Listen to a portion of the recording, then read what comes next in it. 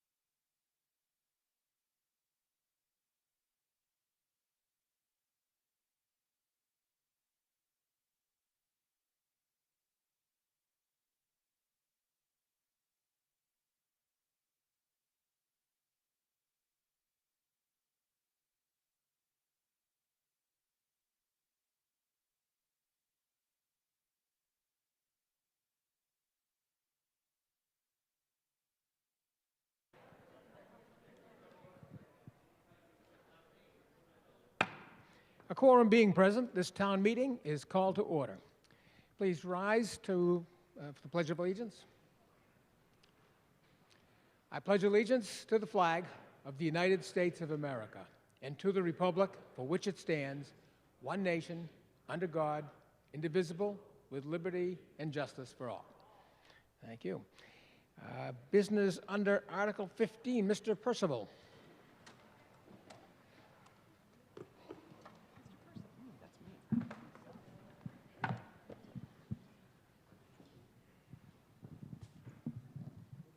Thank you, Mr. Moderator. Ryan Percival, town engineer.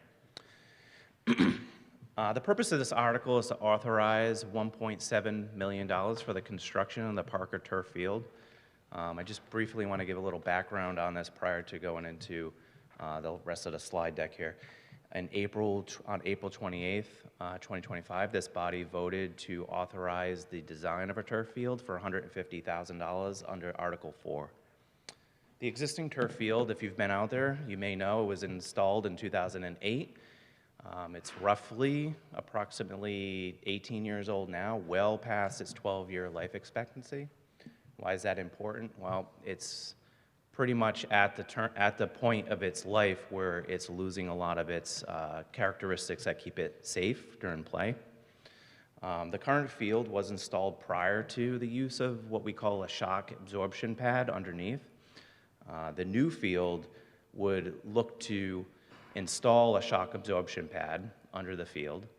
Part of the field will be removed and replaced. So it will be removed and replaced, the turf itself, the carpet, what we refer to the carpet. The infill, which is crumb rubber right now, that will also be recycled as part of the project and sent to a facility. The turf will then be installed with new carpet and what we call a organic engineered wood infill. Next slide. Additionally to those improvements, we also look, when we do new facilities, we look at the ADA accessibility. We will be looking to install a new pathway coming down from the parking lot down to the field, making this facility more accessible. Additionally, the bleachers that are out there now, they're deteriorated. They're very large, they're hard to maintain. I don't believe they've been maintained because of the expense. We're looking to remove those in their entirety and install a nice seating wall and something that's very low maintenance. For those of you who may or may not have been to the library, you can see that we've done a library terrace project. I think you should all go out there and take a look at it. It's great. Nice little space that we've created out there. They have a seating wall that's going to be similar. And here's a go back. This is the most recent rendition that we have of the turf field. The final design's not completed, but we're pretty confident this is what it would look like with that long swooping pathway. That's your accessible pathway. Next slide. So when we do a project, we look at everything. We do a cost comparison. We also looked at the cost comparison of bringing this back to a natural turf field. So you have three categories on the right-hand side. Those are your three categories for different types of grass natural field. One is just an amended soil. The next one puts in 4 inches of sand, And the last one is really what we would be looking to install if we did a natural turf field, which would be a engineered sand base. You can see there's a cost difference between the two. Initial cost, you have around $730,000 for the infill replacement, and I'm just going to talk about the last one on the end because that's the one that we would be looking at. That cost would be somewhere around $900 if it was to go to a natural grass field. Now, you get into the 10-year maintenance costs, and then you get into the 10-year total costs. You can see that those differ as you go from a natural turf field to a synthetic turf field. That 10-year total is a little larger on the infield turf replacement because we're carrying that cost to replace that turf in 10 to 12 years again.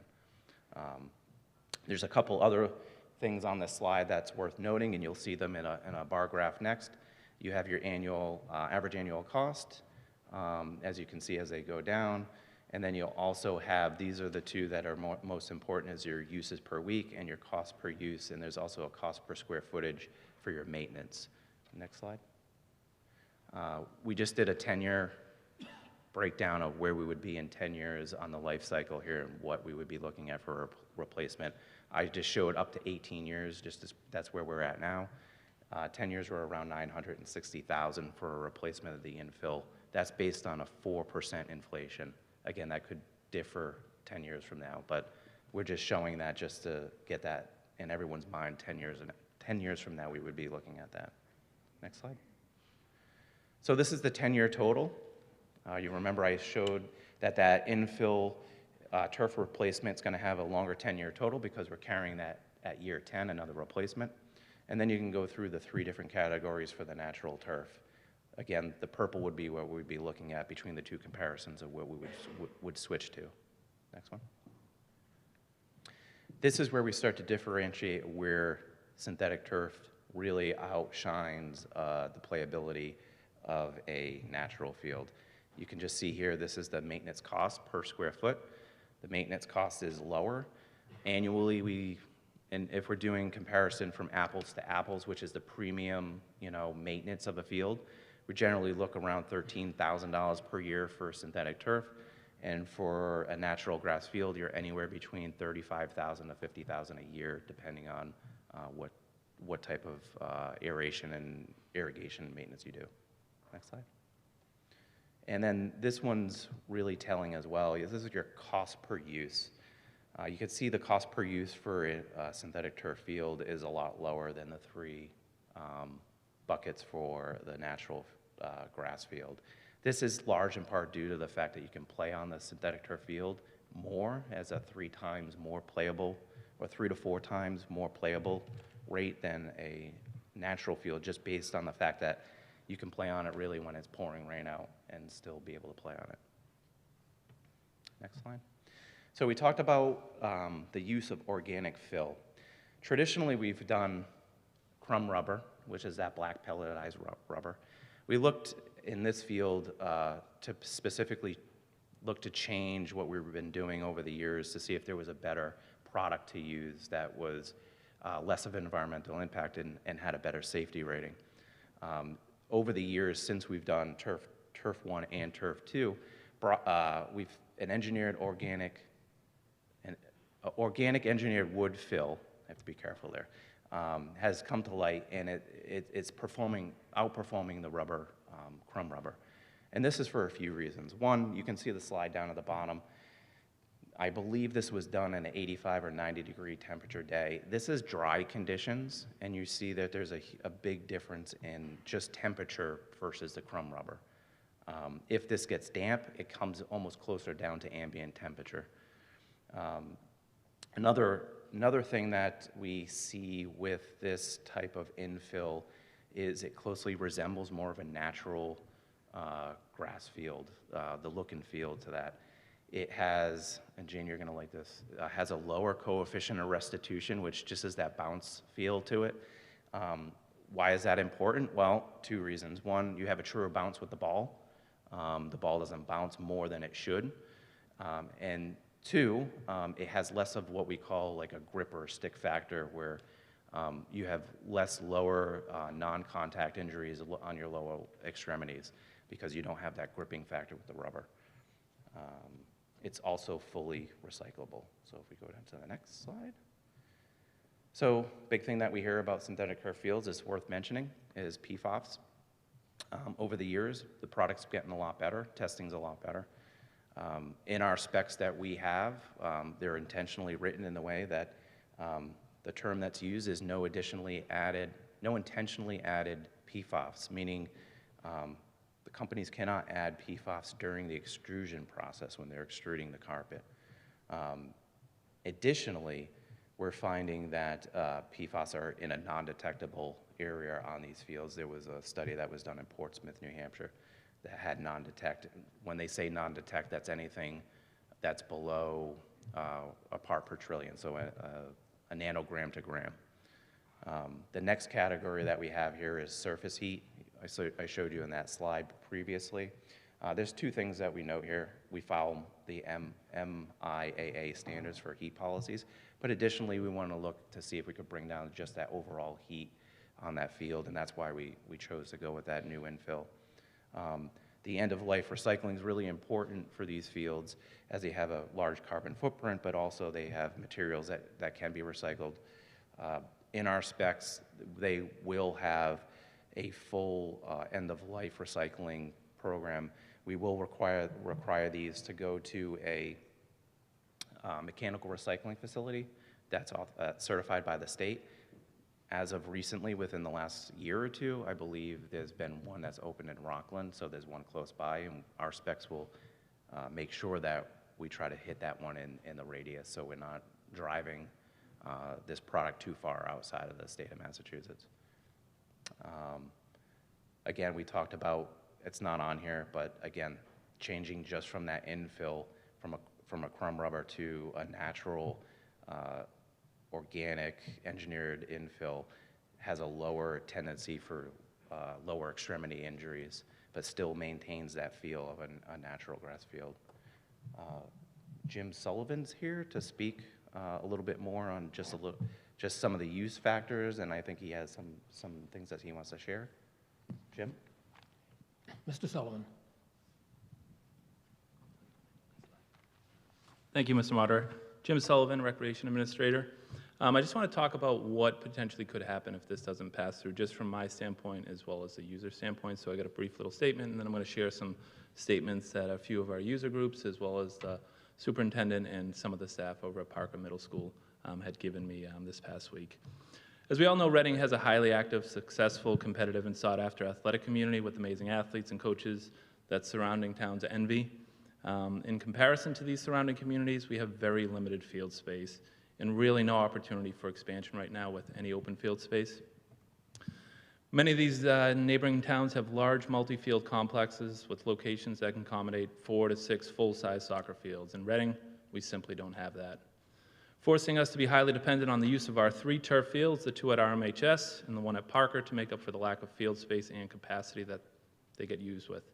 We rely heavily on these fields to support the majority of our year-round programming and the 2,000-plus athletes that utilize them. The 2 high school fields, the Charlie Hardy Field as well as Hollingsworth Field, are always stretched to capacity during the spring and fall seasons, with high school games and practices often running late into the evenings, during the week and being utilized on Saturday mornings and into the afternoons. Our youth programs that have a lot of young kids aren't getting out onto some of these fields until after 7, sometimes 7:30 at night, which is not ideal. The Parker Turf Field allows earlier access to turf time. The high school teams are pretty much finished by 5 o'clock, so it allows these athletes to get on a turf field where they're eventually going to be playing on as they get older. It allows the students from Parker Middle School to access the usable outdoor space during school hours, even on warm winter days. Turf fields are honestly no longer a luxury in New England. They've almost become a necessity and a standard for communities with strong athletic programming. They provide consistent, reliable, safe, and playable space throughout all seasons. Parker was originally converted, like Ryan said, in 2008 due to well-documented drainage and saturation problems as well as overuse, which caused heavily used areas near the goals. We'd have 4 sports on this field that would have goals: girls' youth field hockey, boys' field hockey, soccer, as well as, what's the other one? Lacrosse, girls' lacrosse, thank you. So when the goalies are standing in front of the goals, they mat down grass. Within 2 weeks, they turn into dirt, and they become very dusty. Rocks come up as well, so This would happen in 8 spots almost immediately if this was a grass field. As your recreation administrator with 20 years of experience in this field, I can state without hesitation that Parker must remain turf if we want to continue to meet the present, future needs of our athletes, youth organizations, schools, and the entire community. I just want to quickly, if you want to pull up the slide, share a few statements from some of the user groups that use this. Hopefully you can read it. I don't know if you can. I'm going to read it, hopefully really quick. The first statement was from Dr. Thomas Milichewski, the superintendent of Reading Public Schools. It reads, "Our RMHS athletics teams are constantly on turf, and this often comes on days when other local grass fields are closed due to the weather. We would certainly not be able to run the level of programming we have for high school sports if we did not have consistent and reliable access to this turf field space." The one below is coming from Doug Gibbs. He is the Parker Middle School PE teacher. "Having a turf field behind Parker is extremely important to the education of our students and access to our PE curriculum. If the turf is replaced with grass, we will be limited not only to the time that we can spend outdoors because of the weather, but also there could be negative effects to our current PE curriculum." Next down is our Reading United Soccer Club, who utilizes our field, probably has the largest user group in town. "Turf surfaces help prepare players for the next level as high school soccer is played almost exclusively on turf. The consistency supports better player development, ensures more predictable scheduling, and a higher quality experience for all participants." Next is our Youth Boys and Girls Lacrosse Organization Board. "Investing in turf demonstrates leadership in athlete safety, program development, and community athletics. It positions our program as a forward-thinking example in the region by prioritizing dependable access, high-quality facilities, and a safe playing environment for our athletes. Turf helps ensure that our players have every opportunity to train, compete, and develop in the best possible conditions while supporting the long-term sustainability of the program." Next is our Reading Youth Field Hockey Board. In particular, participation in Reading Youth Field Hockey has grown substantially. I think they're up 100 girls this year.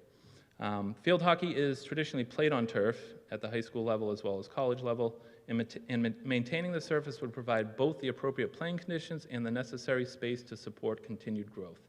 It would allow us to run a full and inclusive program without having to limit team sizes or turn participants away due to lack of field availability. Last one is from Thomas Zaya, our athletic director. "By investing in a turf field, Reading Public Schools can improve athletic opportunities, support student activities, and strengthen community involvement. Currently, our teams that use Collins Field, which is at Parker, regularly are soccer, lacrosse, and field hockey. In addition to Parker Middle School's Wellness Department, who uses the field daily." So all the user groups, they had sent me paragraphs of this. I do have them on here. I'm not going to stand here and read them all. They were close to 200, but I just grabbed kind of the important clips that they had mentioned in hopes that this would remain a turf field. That's all I have. Thank you. Finance Committee report. Mr. Sullivan, Mr. John Sullivan.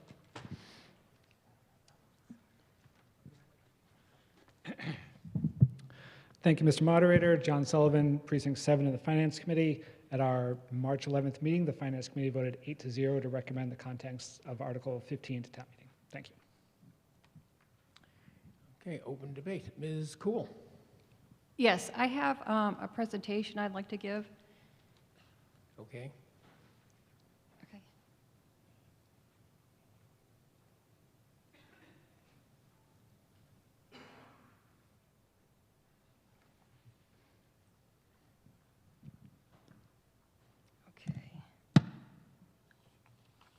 Okay, my name is Cynthia Cool, and I'm here as a Precinct 6 resident to speak to Article 15.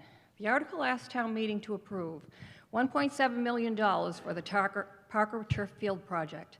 I'm not here to oppose investment in that field. I'm here to ask whether we should commit $1.7 million to one specific solution before we've compared it against the alternative. I want to walk through what the evidence actually says, including where it's mixed, and end with a specific amendment. Article 15 appropriates $1.7 million to replace the existing synthetic turf at Collins Field, installed in 2008, 18 years ago. It funds a new shock-absorbing pad, ADA upgrade, bleachers, and site amenities. I support improving Collins Field. Reading's kids deserve quality athletic facilities. I've spent considerable time reviewing the research, and I want to share what I found. Neither the Recreation Committee, the Finance Committee, nor the CPDC has been presented with a side-by-side comparison of synthetic turf versus organically managed natural grass. My amendment simply asks that the analysis be done before $1.7 million is committed. I want to start with the cost because cost is usually the first objection to natural grass and because the picture is genuinely mixed. The Massachusetts Toxic Use Reduction Institute, a state research body at UMass Lowell, concluded that in nearly all scenarios, the full life cycle cost of natural turf is lower than synthetic. Springfield, Massachusetts manages athletic fields organically for about $1,500 per acre per year. A 20-year Oregon State University study of 10 fields found $903,000 in life cycle costs for natural grass versus $1.9 million for synthetic. And disposal alone runs $375,000 to $450,000 every 10 to 12 years. On the other side, Santa Monica's recent independent study found grass maintenance at $24,000 per acre per year versus $822 for a synthetic. Montgomery County presented similar figures this year. These studies also show synthetic turf supports roughly 4 times more usage hours. I'm showing you both because you deserve both. The Turi figure reflects organically managed grass. Santa Monica reflects conventional management, different practices. The disagreement is the argument. We don't know which applies to Reading because Reading has not done the analysis. Heat is the most settled part of this conversation, and it's not close. On a 90-degree day, artificial turf commonly reaches 150 degrees or higher, documented by Penn State. The maximum recorded is 200 degrees, documented by Mount Sinai. Synthetic turf runs up to 60 degrees hotter than air or natural grass on warm, sunny days. Why does that matter? Collins Field is used year-round by Reading Public Schools for physical education by kids. Children are not little adults when it comes to heat. They have a higher surface area to body mass ratio, produce more metabolic heat per pound, and sweat less efficiently. The American Academy of Pediatrics specifically warns that artificial turf elevates heat risk for young athletes. Burlington, Massachusetts already prohibits the use of its artificial turf above 85 degrees with 60% humidity. A $1.7 million surface that becomes unusable on hot days is a poor return on investment. Injuries is where the science is most contested. I want to be straight with you about both sides. What's well supported? The largest systematic review to date, Gould 2023 in the American Journal of Sports Medicine, 53 studies found 58% of comparative studies showed higher foot and ankle injury rates on artificial turf. The biomechanical reason is documented: more friction, more rotational stiffness, more torque on the lower leg. A UEFA study of elite players found ankle sprain rates at 1.8 times higher on turf. These are the injuries relevant to soccer, football, lacrosse, and field hockey at Collins Field. What the evidence does not show, a 2020 meta-analysis found lower concussion rates on artificial turf in contact sports. About half of all comparative studies show no overall injury difference. I won't tell you artificial turf is uniformly more dangerous. That's not what the literature says. What the literature does say, foot and ankle injuries are consistently higher on synthetic turf. Combined with the heat data and the chemical data we'll get to, that's enough to warrant the analysis I'm asking for. 2 more concerns, both backed by recent regulatory action. First, chemicals, PFAS, forever chemicals, have been documented in artificial turf carpet, backing, and infill. Children are more vulnerable to chemical exposure, faster breathing, more hand-to-mouth contact, developing organ systems. The European Union has banned rubber infill, artificial turf starting in 2031 for microplastic pollution. Mount Sinai Children's Environmental Health Center recommends against installation of artificial turf playing surfaces. Second, disposal. The average field contains about 440,000 pounds of carpet and infill. Industry projections estimate 1 to 4 million tons of U.S. turf waste over the next decade. A Pennsylvania facility built specifically to recycle this material filed for bankruptcy this year. 2 questions Reading should answer before voting. Where does the 2008 field go, and where does the new field go in 2037? Reading has already paid a consultant to design a synthetic turf field. What has not been done and what costs nothing is a comparison using publicly available research from UMass Lowell, Oregon State University, and the state's own Toxic Use Reduction Institute. My amendment asks for that comparison before we spend $1.7 million. Reading would not be alone in pausing. Concord, Wayland, Sharon, Natick all have moratoria. Boston's mayor halted new artificial turf in city parks in 2022. Brookline established a formal task force. Amherst Regional rejected synthetic turf and is installing a grass field. Oak Bluffs banned it on Martha's Vineyard. These aren't fringe communities. They're towns that looked at the same evidence and chose to slow down. I'm not asking you to defeat Article 15. I'm asking you to amend it. Provided that, prior to the selection of a playing surface, the town shall commission and review a comparative analysis of A, replacement with synthetic turf, and B, construction and sustainable organic management of a natural grass field, including life cycle costs, projected field hour capacity, materials disclosure, and PFAS testing for any synthetic components, and an end-of-life disposal plan for the existing field. The results shall be presented at a public meeting before construction contracts are awarded. This adds a few months to the timeline. It does not block the project. It ensures $1.7 million of public money is spent with the full understanding of the alternatives, long-term costs, and the materials being placed where Reading's children play every school day, year-round. Thank you. Is there a second to that proposed amendment? Second, thank you. Is further discussion on the proposed amendment? Mr. Arena. Thank you, Mr. Moderator. John Arena, Precinct 1. Pursuant to the claims about total cost of ownership, could the town engineer bring back up his stated costs assessment so we could perhaps make some of these assessments tonight? Ryan, I think it was like the second slide you showed.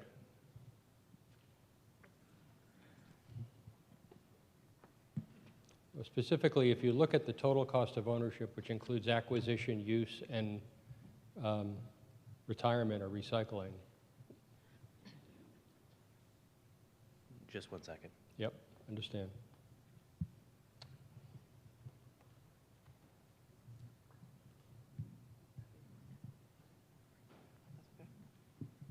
Thank you, Mr. Moderator. Is this the one you're looking for? It is. Okay. The eyes aren't as good maybe as they used to be. Is there a way for you could summarize, including recycling cost and acquisition cost amortized over the use period? Absolutely. What you don't see behind this slide here, we do have breakdowns for both the maintenance cost for natural grass field, which is the engineered sand base field, and the infilled turf replacement. In the replacement cost of the turf field, the recycling cost is included. We have seen in recent bids in Lexington, those costs are not $400,000 to recycle. Those costs are between $16,000 to $40,000 to recycle. And that primarily is a large part due to the fact that there's a recycling facility specific for turf in Rockland, Massachusetts now. That's the qualitative data. I'm looking for the quantitative. Can you provide a total cost of use for the proposed field, the cost to recycle the current field, and let's say for the sake of discussion, 10 years of anticipated maintenance is a single number. That's the total cost of use. And then compare that versus the grass alternative. So I'm thinking what you're asking is what is that 10-year total cost? Yeah, it's like any asset you would buy. It's the acquisition, the use, and the disposal. What's that all rolled up? Put aside. All of that rolled up is $1.8 million, and that also includes at year 10 the replacement of that carpet and infill again. So you have two replacements, the current and this in 10 years. That is correct in that 10-year. Yep. And that same mathematics for the grass turf, at least as if you've calculated it here. That is correct. Now, it's important to note, and I discussed this when we went through the presentation, but keep in mind to convert this field from turf to natural grass, we have to remove and dispose of the stone base. There's a whole different base that has to go in. And then the drainage also has to be modified. That's an included cost. So if you said path Correct. B, what's the total cost? The total cost for what we would call that last group on the end, which is comparatively to the turf, would be $1.5 million. Okay, so in fact, it is a lower total cost of ownership. That is over the 10-year period. That's correct. Okay. Yep. I guess that's my only question on the amendment. I have several questions on the main motion. I'll return later. Thank you. Ms. Murphy, did you have your hand up? Oh, Ms. Reed? Oh, we're all set, okay. Let's see, back over this side. Thank you, Mr. Moderator. Sean Brandt, Precinct 8. I suppose this is a point of order. On Article 14, I think we entertained discussion on the main motion before allowing an amendment to be introduced. Are we doing that here as well, or are we going straight to the amendment? We've gone back to the system of where it comes up naturally, and we had somebody make a motion right off the bat. So that's what we will be doing. Okay. Okay? Over there, Mr. Ventura? Yeah, Mark Ventura, Precinct 2. That field was installed in 2008. It's unsafe. It's past its life expectancy, and the older turfs, designs, assemblies, let's call it, are not as safe as new turf. I oppose the amendment. I think it's something that needs to happen as soon as possible. I will discuss some other items on the main motion. But, and as a parent of 3 boys that are, now out of the school system, but were athletes, 2 of them were baseball players. I've spent many springs going to grass ball fields, and just to be disappointed because the field's all mud. And part of this too, it's almost an investment sometimes with everything you put into your student athletes or whatever. It's nice to see them play in the spring and not get everything rained out. The field's unsafe as it is right now. I say we move forward with the current design. Thank you. Yes, so here. Susan Craven, Precinct 2. I'm also opposed to the amendment. I think that you've done your homework, and it seems like we should move forward. I can appreciate the concern of the people in the audience who prefer natural grass versus turf. I'm strongly opposed to grass for many reasons.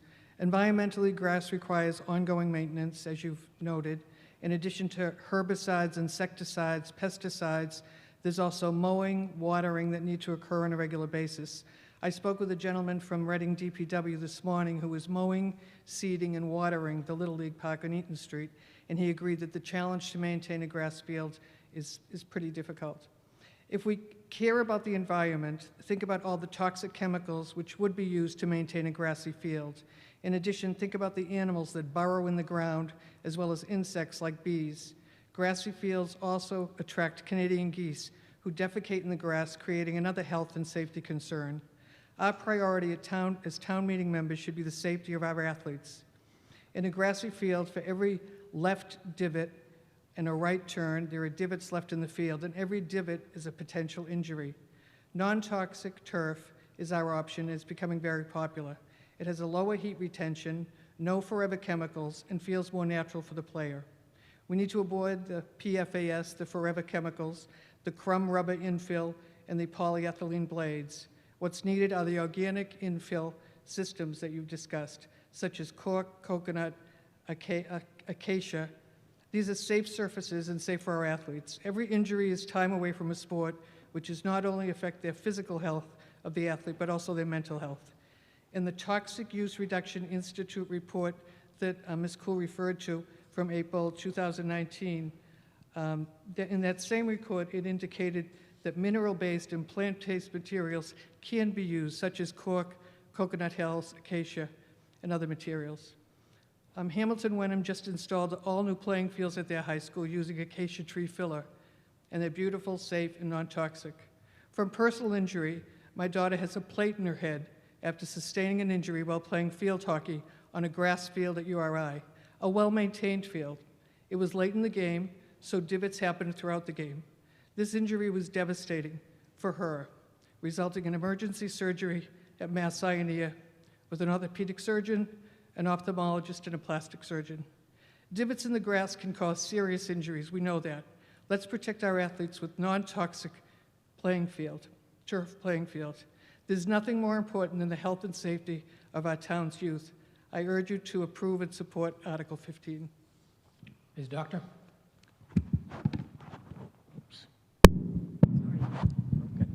Nancy Dr. Pearl Street. I also have questions on the main article, but I wanted some clarification. Thank you very much for your presentation, Ms. Kuhl. Could you clarify for me, since you're, and I'm directing this to town, since your presentation really talked about synthetic and you're presenting to us in, a wood filler, could you give me a little bit more comparison of that in terms of understanding her presentation and what you're actually presenting to us? I appreciate it. Thank you. Mr. Percival. Thank you, Ms. Moderator. I guess I'm going to have to ask for what your clarification, what exactly are you looking for the comparison? She's referencing synthetic field. You're specifically saying this is an organic infield of wood. So I guess I'm a little confused. Her presentation and your presentation, are we really talking about the same thing? It would seem that you're addressing this by not using synthetic. That's my confusion. I think we are talking about the same thing in the sense that we're proposing a synthetic turf field. Think of that as the system, right? In that system, the traditional infill was a sand and a crumb rubber. Okay, we know crumb rubber. We have better materials now to use other than crumb rubber, and that is an organic engineered wood infill is the one that we chose. We did look at walnut shells. The problem with walnut shells that they saw in Portsmouth, New Hampshire, which they're now removing them out of the field, is they're highly abrasive and they cause a lot of skin irritations and actually a lot of lacerations. This new product does not do that because the engineered has rounder edges. So we're removing the crumb rubber out of the system and placing organic infill. So even though it's organic, you'd still be referring to it as synthetic? The synthetic, because the carpet itself, the fibers, that's what we refer to as a carpet. That is synthetic polyethylene blades. Thank you. Yeah. Ms. Arnold. Thank you, Mr. Moderator. Jesse Arnold, Precinct 6. I am the mother of a 5th grader who plays both lacrosse and field hockey, and I appreciate that town staff pointed out the challenges in getting field time. She currently practices from 7 to 8 p.m. on weeknights for lacrosse, and certainly for a 10-year-old, that makes it challenging to be practicing that late, and it's simply because of field availability. At the start of our season this year, we were only able to practice once a week because Coolidge wasn't available because it was so wet, and so we were probably the first third of the season, we had 1 practice a week.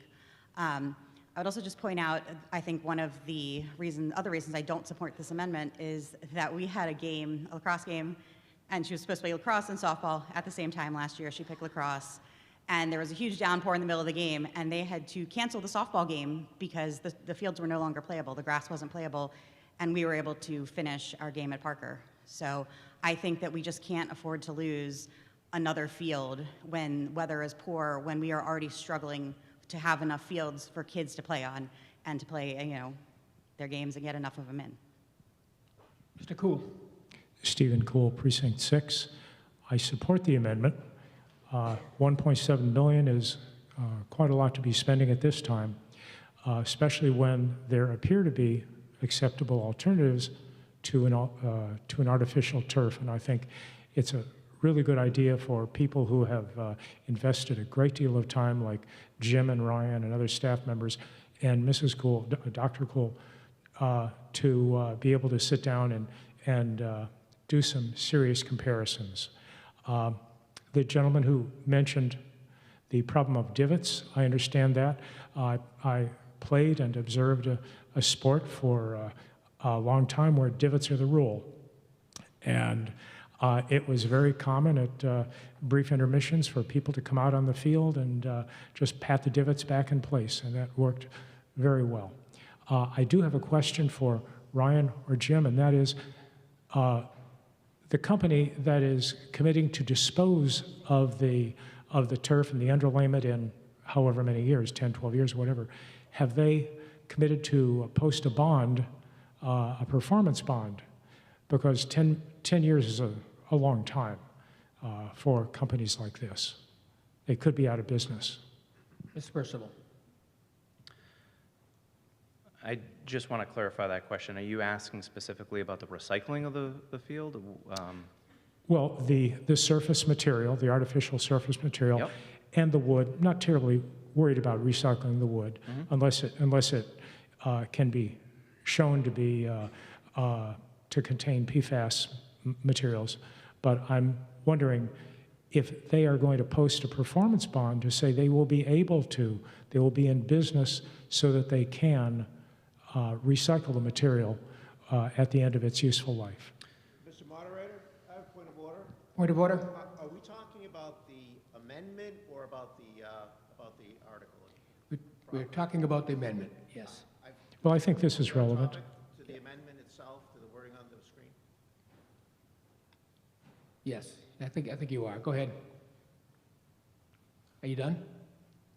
Well, I've asked my question. Yeah. I don't know if Jim had, So- I mean, I don't know if Ryan had a response for it. So to hold a company to the standard of recycling the field in 10 years from now, that we would not have that in the specifications, as we would be hiring a different company to install that, and they may or may not be around. I will tell you that the specifications do dictate that whoever installs this field will have a 10-year warranty period, that they are required to provide 2 very deep groomings over that 10-year period per year. So that cost won't be incurred by the town.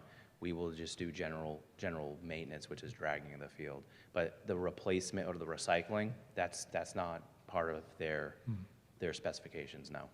Thank you, Ryan. In the 10-year, but On this side. Mike Storty, Precinct 2.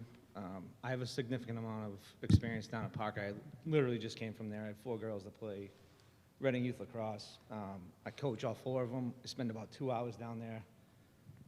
It is a significant problem. I spend about 2 hours down there per night from like March, April, May, every night of the week, as well as game days on Sundays.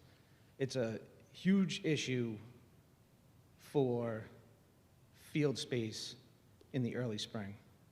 Before we can get on to Coolidge, field space is extremely limited because we have lights at these 2 fields at the high school. We don't have any lights at Parker. The high school JV team uses the field. They're usually off about 6:15. That gives us, in the early spring, maybe 45 minutes of light to have 1 practice. So right now, we can go 6 to 7, 7 to 8 down there. When I played for Reading, we didn't have these turf fields, and I remember we had grass fields. They wouldn't let us on the grass for 3 to 4 weeks into the season. I remember practicing in the fieldhouse parking lot for 3 or 4 weeks. It's a huge detriment to the program. Right now, the girls' high school team is ranked #1 in Division II. All those girls grew up playing on Parker. The more time they can get on the field, the better the program's going to be. Thank you. Mr. Sullivan. Thank you, Mr. Moderator. John Sullivan, Precinct 7. I'm just wondering, what of the comparative analyses that this amendment requests were not included in the presentation we saw earlier? Ms. Cool? A lot of what I heard tonight is in opposition to what I've researched. But first of all, I would like to see how Springfield and Marblehead are doing their organic programs. They both have very good programs, and I know that they do had water issues, and what they did was pull plugs of grass out, and they did it a little more frequently than 3 times a year. It was, I think, 4 times a year, but that helps with the drainage. Also,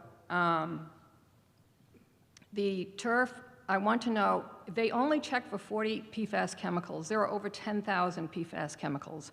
To say that it's PFAS-free and not check them all could be really a big disservice, because PFAS is a forever chemical. Also, one thing they could check for is fluorine, which is what the PFAS chemicals contain. And then if they find fluorine in the blades, which is usually where it's located, then the material is highly likely to contain a PFAS chemical.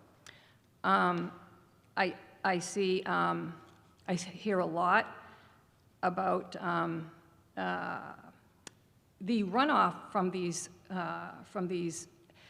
there's so much. I was shocked to hear that when you run these fields down, that it just vaporizes, and the children, they inhale it, they touch it, it's on their skin, they get cut.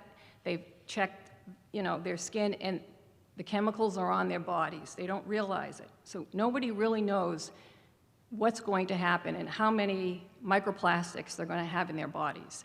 So this is a synthetic field, first of all. They do very well with the organic fields, and they're cost effective. That much I have been able to determine. And they said for the price that you pay for a synthetic field, you can get your own equipment.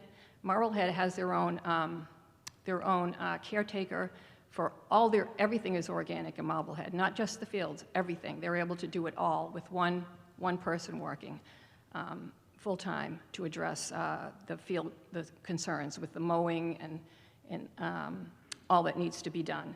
But basically, for the health and the safety of the children, I realize that they think it's a health and safety risk to go grass, but I'm in complete disagreement with that, as the chemicals are being found in people's brains all over their bodies. It's in the drinking water, and how do we get rid of these microplastics? It's a real concern.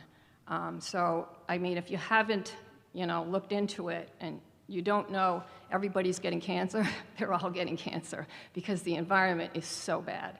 It's like 1 in 2 people might get cancer in their lifetime. It's really bad. So unless you take a hard look at this and you consider, I'm just asking for you to consider what I've looked into and what I've discovered, and take a look at the costs. It's not a lot of downtime, and these fields are being played with for over 1,000 hours a year. Even with the grass, they're able to play on them because they're constructed very well. They're maintained rigorously, and there is a consultant that just does organics, and he sets up programs depending on the level of play, the hours of play, and he sets it up so that these fields are able to have excellent return on the investment. So you haven't even looked at it. I can hear that you're all ready to change it, and you've had this old field, kicking up dust, and you don't care. It's the safe thing to do. Sure it is, but you're going to put another plastic field in, and you don't know the long-term consequences because it's invisible. It's going to go right in. They're going to inhale it. They're going to ingest it, or whatever. So that's just my concern. It goes right into the water table, too. So if Parker is let's say, I heard that they had a water issue there, so that could be an environmental risk, having the plastic right on top of the water table. So I don't know if the Conservation Commission has looked into the comparison or if they'd like to see it, but certainly I would just slow down. It wouldn't take long because all these studies are already done. The University of Massachusetts has all the studies done. Springfield has the studies done. Marblehead has all their work set out. We can take a look at it. We can look at the numbers. We can look at how they do it. And we should be able to get a good idea, a better idea as to what's going on. Because this right here, I got this article. It's called "The FTC Enforcement Urged to End Deceptive Turf Industry Greenwashing," because there was no place to dispose of these fields. They're being illegally dumped. They're being put into, they're just being dumped into like garbage, and they're forever chemicals, and it's a really big concern because there are tons and tons and tons of these fields. And people don't realize how difficult it is to take the parts of the turf apart and recycle them. And they haven't been able to do it. So this is an EPA, she's an EPA attorney, or used to be one, and she also writes about the greenwashing of the turfs. You really need to look into everything and investigate it for yourself and determine what is right and best for this town and for your children, for their long-term health. You can say, yeah, sure, they're going to play, they're going to be #1, but how long are they going to live? We don't know right now because the environment is just really, really bad. Thank you. Mr. Sullivan, you have another question? I understand your concerns, but the way this amendment is written, it requires 4 comparisons before we can enter a construction contract. And the presentation that we saw earlier makes those 4 comparisons. So if this passes, aren't all the requirements of this amendment already satisfied, and we can just move on to? Oh, no. We would have to look at the hours that Reading fields are played on and the cost. use hours, it said projected field capacity. Yeah, because I don't, That how was many in the- hours do they use the fields That a was in year? the It's analysis, over, right, Ryan? probably over 1,000 hours.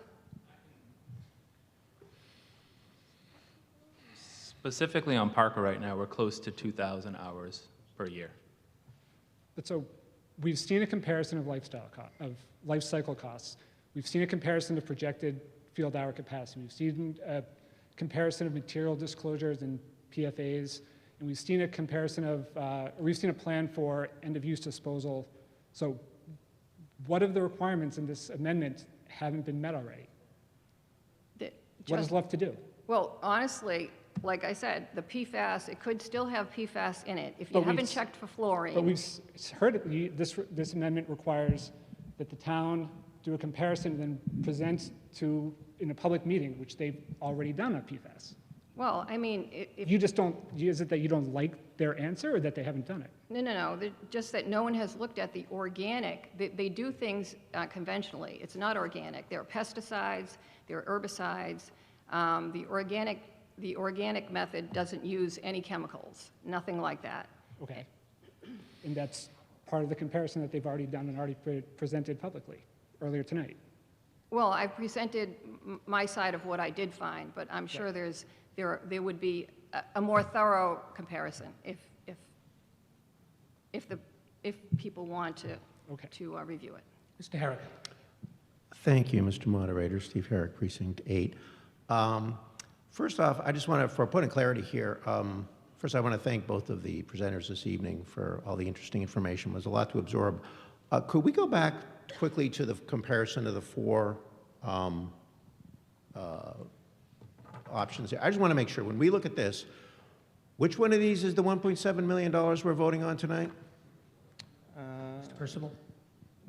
Thank you, Mr. Moderator. That would be the first column. That's the infill first one. Okay, turf that's what I replacement. thought it was. I see 1.8 at the bottom, but I'll let that ride for the moment. I'm sure it all works out. So I just want to make sure I understand which one we're looking at. So, and you've just got those other options up there as points of comparison. And so if I understand this, the amended native soil, that's grass? Yeah, that would be if we just put loom back, put grass on it. Okay. Okay. 4-inch sand cap, what's that? That would be the same as column 1, but with a 4-inch sand cap on there to help So with it's the a, it's a drainage. modification of Correct. column 1. And column 4? That would be apples to apples to the synthetic turf, which is an engineered sand base, and that allows the field to drain as close as to the synthetic turf. So if you were to put in a natural grass field, Yeah. the one that we would design would be the engineered sand base. Can I, point of order? All right. Point of order. Are we talking about the amendment or the article? I'm getting to Because I that. feel like we're Trust- going hey. back and forth. I'm And getting if we to that. could I want to make focus sure on we- the. I want to make sure I understand what we're voting on first. Could we go back to the amendment now? That's great, thanks.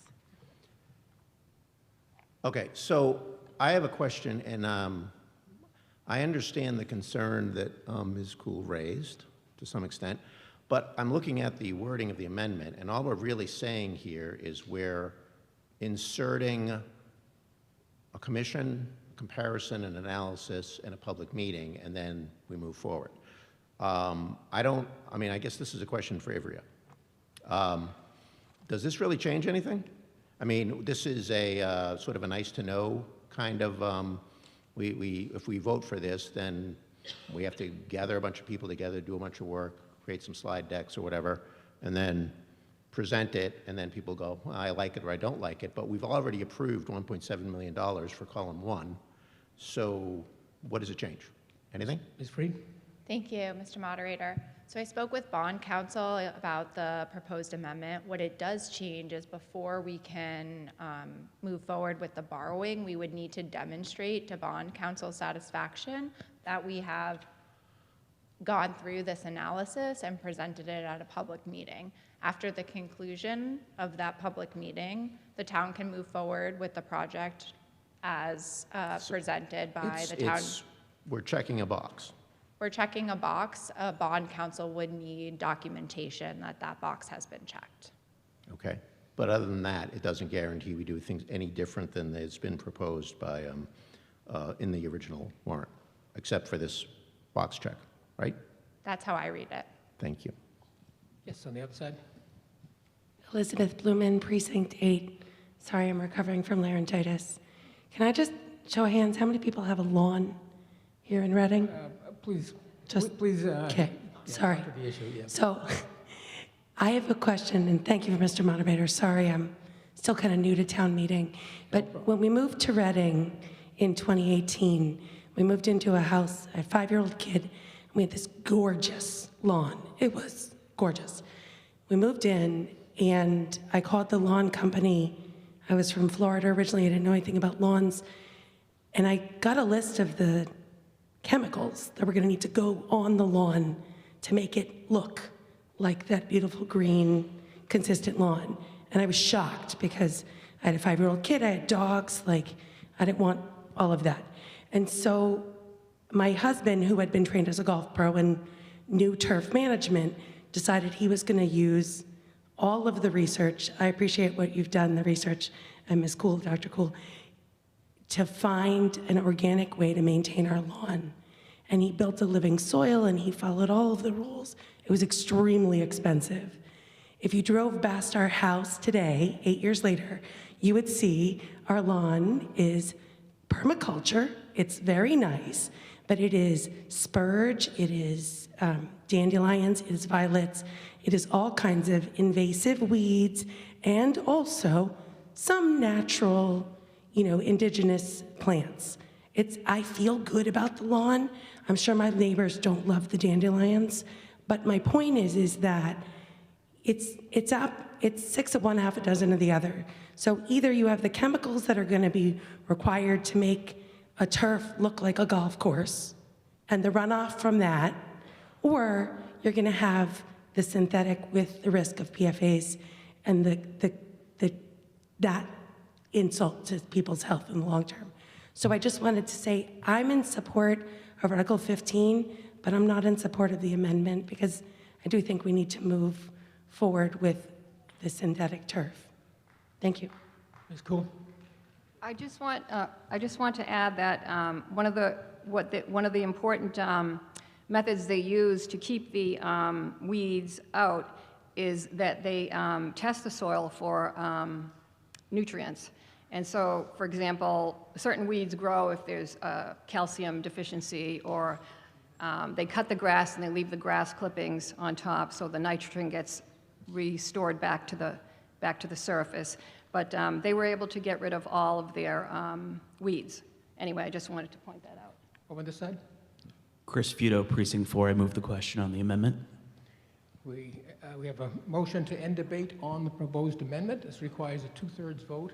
Do I still have my counters from the other night? I don't see Mr. Sasso. Mr. Arena, would you do the honors, both for your side and the Finance Committee? Okay, all those in favor of ending debate on the proposed amendment only, please rise.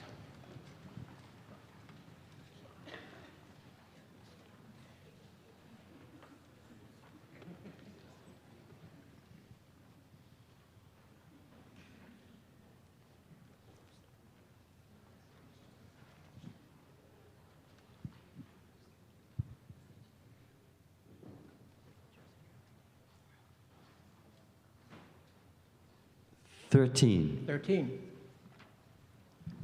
31. 31, 40. 14, 40, sorry. oh, 40, sorry. 35. 35. And those opposed to ending debate on the proposed amendment, please rise.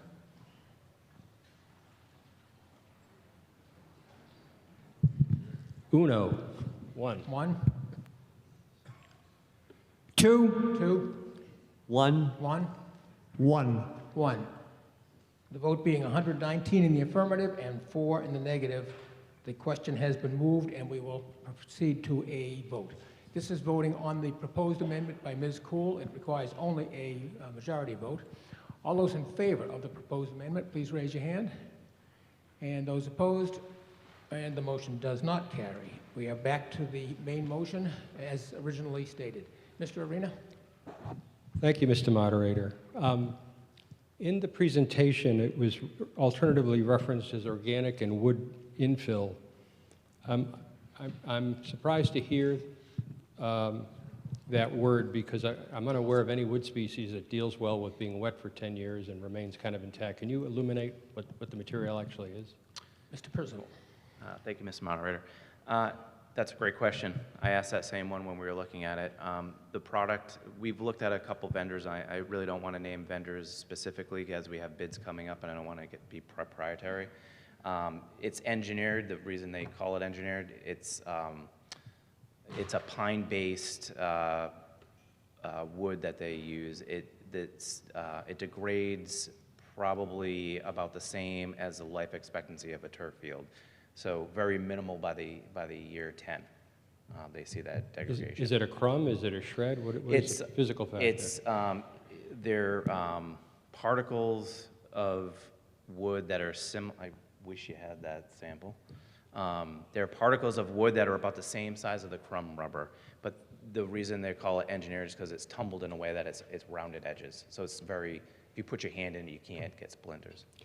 As most of us know that live near woods, wood is a great place for termites and ticks and all sorts of pests to kind of show up.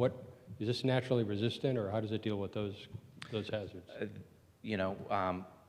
I haven't heard of anything that they've had any issues with that fill in the field.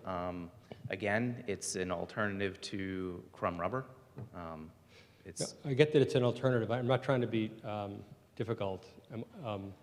There's always the law of unintended consequences in any Understood. project. And some of the best ideas have ended up being the worst ideas at their end of life. I want to turn briefly to the whole concept of cost. What's the failure mode in a modern athletic field? If we had a roof that we put down, a rubber roof or an asphalt driveway, and we said it had a 10-year useful life, we'd be up in arms. Now, we don't have children playing on roofs and driveways, but what actually fails? Is it the crumb rubber dies? Is it the carpet dies? Yeah, basically what ends up happening is you lose the ability to have, there's two criteria that they use for fall criteria. There's the Gmax, which is just the force of the body hitting the ground, and there's the HIC rating, which is the head injury criterion, and that is exactly what you would think it would be, is the head hitting the ground. Those are the two measurable. So both of these are shock criteria. Exactly. Okay. Now, I will mention that they have seen with the use of the shock pad underneath, when the fibers and the infill itself becomes maybe not absorption as it is when it first gets installed, it still meets those criteria with that shock pad on there. The field that we currently have there now does not have that. So if we were to test that field, I can almost guarantee that we probably will not meet those criteria, and it would. I get that we have to move forward. I'm just trying to figure out what limits us to 10 years. If we did maintenance and fixed the goal areas from getting chewed up and maybe pulled up the carpet and put some more of this magic super dust with the, does that extend the practical life of the field?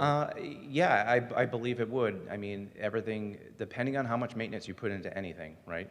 You're going to get a longer lifespan. But I'm asking a very specific, is that actually a renovation process that this company endorses, that you can actually do a midlife upgrade to the field, replace or renovate or add to the shock base, and then continue playing? I believe so. We've seen that process. We've done it with our crumb rubber fields, where you have to come in and you have to redress those, fluff them up, add more material in there. That'd be the same process with this infill if we needed to do that. So you can do that. You know, what's shocking to me is we have all these fields and their assets. They have about a 10-year useful life. And that's a real impact to an operating budget to just absorb. It's almost like they should have a stabilization fund or a prepaid account that actually has funds in it that anticipates the renovation period. That's really a question for the CFO, and I'm not looking for an answer, but these products that have such a well-defined lifetime and a reasonable price tag, I hate to just burden this year's operating fund with that expense. It'd be much easier if it was an allocation every year, and when the year comes to renovate it, the money's already in an account, pay-forward account. Let's see. I assume that these fields are optimal in that they're more playable in the winter. The substrate doesn't freeze, it drains, so you still have that shock capability that you don't have with turf, with grass. And I assume you can clear them in the winter of 2 inches of snow. There's a way to kind of clear it off, or no, we don't bother clearing?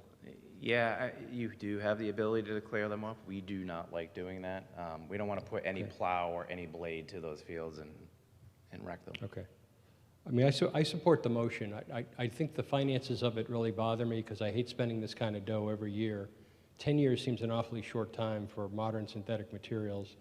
There's got to be a way to stretch this to 15 or 18 and still have a viable, useful playing surface. Yeah, we use the 10-year model for the comparison. What we see now with these fields, 2025 and 2026, is that we're probably pushing more towards 10 to 15 years on those life cycles. But just to be honest with the board, we're using a 10-year lifespan on That's conservative, but I don't hate to give somebody a homework assignment. It would be really useful to go back and say, if we wanted to stretch this to 15, Mr. Turf Company, what would it take? Yeah. And when would we have to spend those additional funds? Yeah, and that's one of the reasons why we bake into our specifications that 10-year warranty period, and during that 10-year warranty period, those two very big, deep grooming, which is exactly what you're talking about, where they fluff everything up, add more material in when they need to. Never confuse a warranty with quality. A warranty Understood. is what happens when it blows up. If it's built right, you don't need the warranty, right? Understood. Thank you. Mr. Struble. Yeah, I'm going to piggyback on Mr. Arena's comments about maintenance. You haven't bid this yet, right? I'm sorry? This has not been bid yet. You don't have a vendor That is correct. on board yet. Okay. Talking about maintenance, do these companies that put these fields in offer an option for yearly maintenance that's like an extra that you can buy? So I just spoke of that. In our specifications, they are required to give us 2 deep groomings a year per year for 10 years. But even if something goes wrong, you know, that If something goes wrong, we would do some annual maintenance. I think our annual maintenance on the current field was somewhere around $2,600. okay, but there's no option you can buy where, you know, they'll do anything to repair the field that we do, you know, as a set price. I'm sure we could come up with a maintenance contract, but again, that would have to go out to bid under public procurement. Okay, I'm just curious because it seems to me it'd be an attractive thing for them to offer. So if it's there, look for it, please. Ms. Doctor. Nancy Doctor, Pearl Street, Precinct 1. I guess my question is, why is this Article 15 and not part of the capital project? Why is this being an article and not something that, given the price, that isn't part of the capital plan, I should say? I can answer that. This is actually part of the capital plan. This is an Okay. article because it requires borrowing. So where would I find that in the capital plan? I will have to defer to those with the capital plan. There it is, down there, and that's where I was trying to figure this out. Wow, that's really small. Maybe that's why I couldn't find it. Expenditure's not small. What page is it? 190? 195. 195.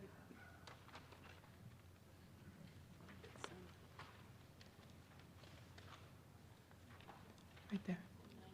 Okay, so you see the green? There it is. Just, there you go. Okay. So you can Thank- see that we have the 150 in there for the design, Thank you. and then the debt. Mr. Doxer. Thank you, Mr. Moderator. Mark Doxer, Precinct 1. This maintenance theme, I have a couple of questions on, too. So is the twice-a-year grooming, is that what the company is recommending, and that's what they're standing behind, that will maintain the quality of the field, the different tests and things like that? Does that cover it, and also what other tests are we going to need to do? And the third piece to that is to assure ourselves that it's at the level it needs to be. Yep. Let me stop at those for a minute. That's a great question. That's what keeps the town compliant in order to make sure that we keep that 10-year warranty, right? So we make sure that we meet their standard. That's not to say that we will not be doing lighter grooming, which is just a dragging of that surface to fluff it up throughout the year. That's a lot cheaper. We have the machines to do that. What was the other second part of that question? I think The other testing that we're going to need to do to convince ourselves, as it relates to stress, force, whatever else? Yeah, Are so those included? Those will be the 2 tests that I mentioned, the GMAX test and the HIC test. They'll be done as soon as we complete the field, and we will periodically do those as we go throughout the years, yeah, to make Got sure it. that we're maintaining that. With this new material, how new is the use of this material? And is there good documentation behind it? So the reason I'm asking this is I just consulted my assistant, Claude. And Claude came back and said, oh, you need to be irrigating this and doing testing on a very regular basis. Now, I don't take that verbatim as the truth, but it brought up enough questions just to say, hey, it's not as simple as grooming it twice a year. It's been around. It's been around for several years now. Our consultant has seen it in use for those several years. Recently, they've used it in Lexington on some of the projects that they've used, and it's proven to be a good solution to the crumb rubber. Now, you can irrigate it. You do not have to irrigate that. It does hold moisture, so it will stay damp. So when you have that evapotranspiration happening, you'll get more of a cooling effect than you saw on the slide that I showed with that dry weather condition comparison. But we don't need to irrigate it. Full disclosure, it is dusty when it goes down and installed, but after that, after it sits once it's installed, that we don't have that issue. Got it. When they are warranting the product, what is the warranty covering? Is it saying that they'll fix it to get it back to the spec, or what exactly are they promising to do? Essentially that. They're essentially committing to, if there's an issue with the field in that 10-year period that was not vandalism or overuse or a lack of maintenance. So if the product itself failed, that's what they would fix. So inseams, all that stuff, when we say inseams, those are sewn in lines instead of painting. And the usage pattern that we're expecting, you mentioned it would be kind of 3x what we'd get out of a traditional lawn field. Correct. Is that the expectation and promise that they're making also, that at that level of utilization, that warranty holds? Absolutely. Very good, thank you.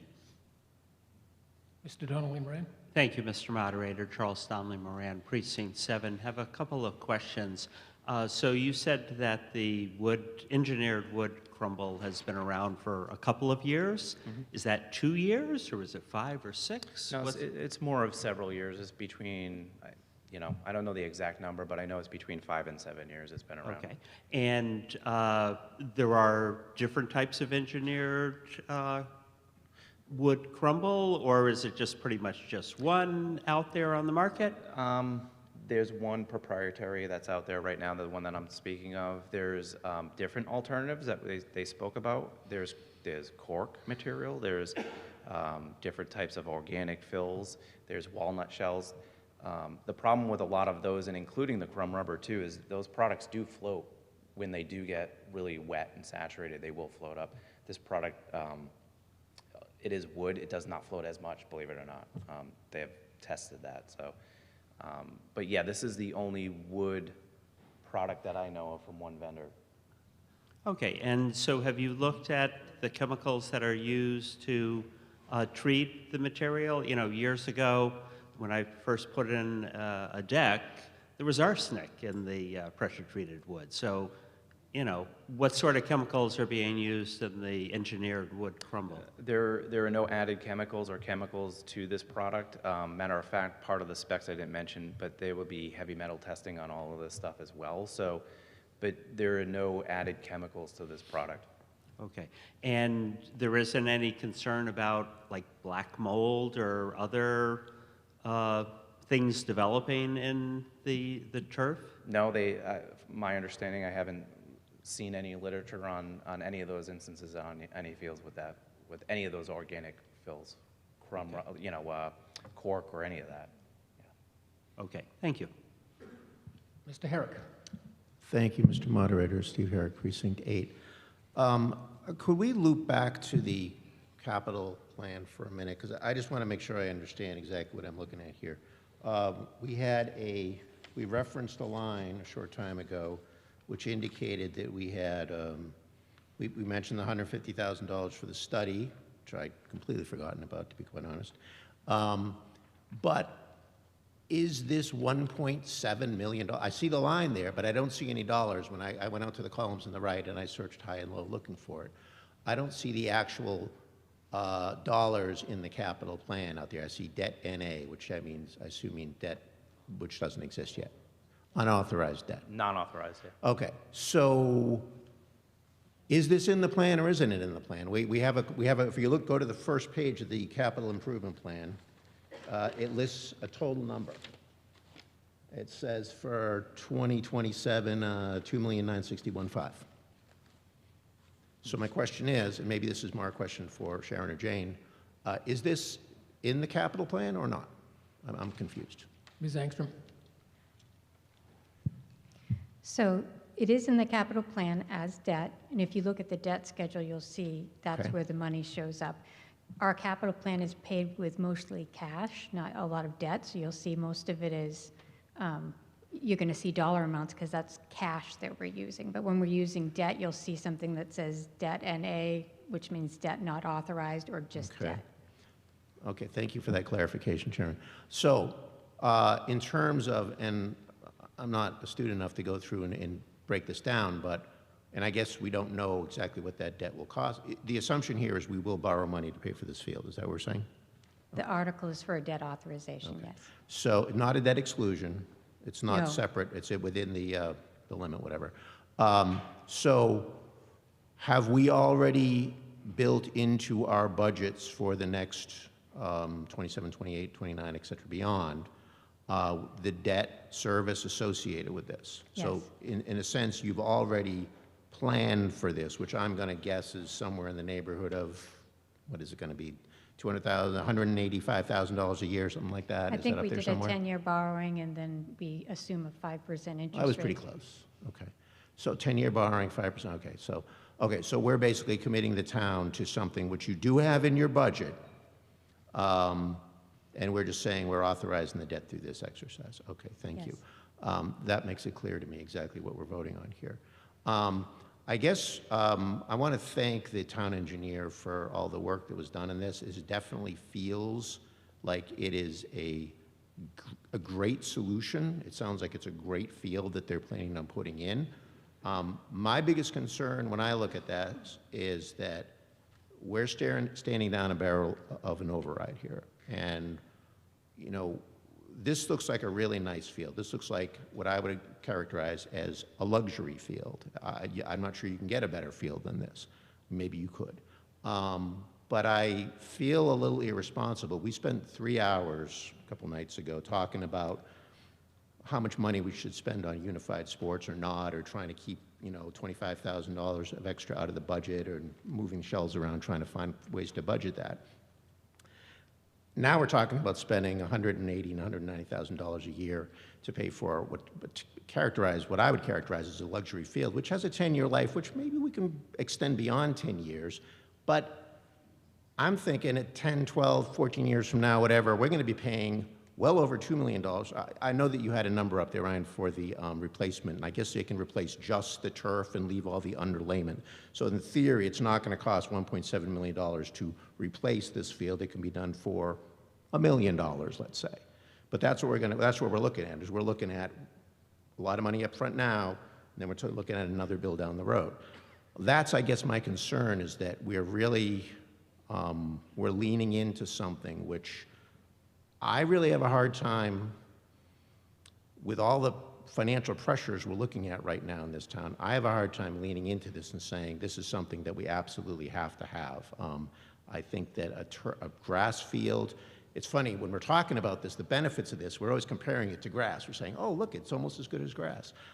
Grass is certainly cooler when the sun is beating on it. I played on grass when I was a kid. I'm sure everyone in this room did.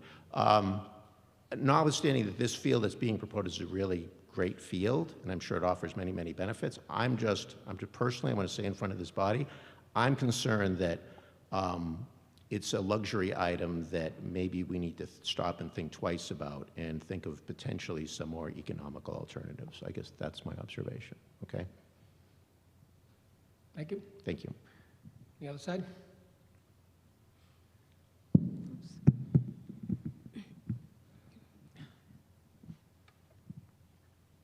Okay, Lynn Arena, Precinct 1. Thank you to others who asked some of my questions about the wood and the mold and those concerns. Does the wood replace the rubber crummy stuff? Mr. Percival? Thank you, Ms. Moderator. Yes.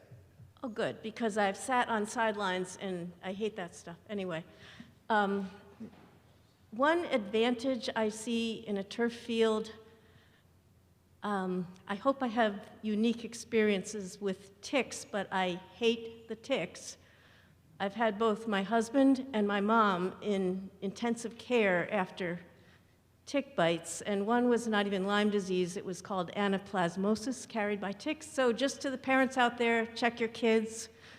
And I was pulling some grass I didn't want out today and even saw a tick.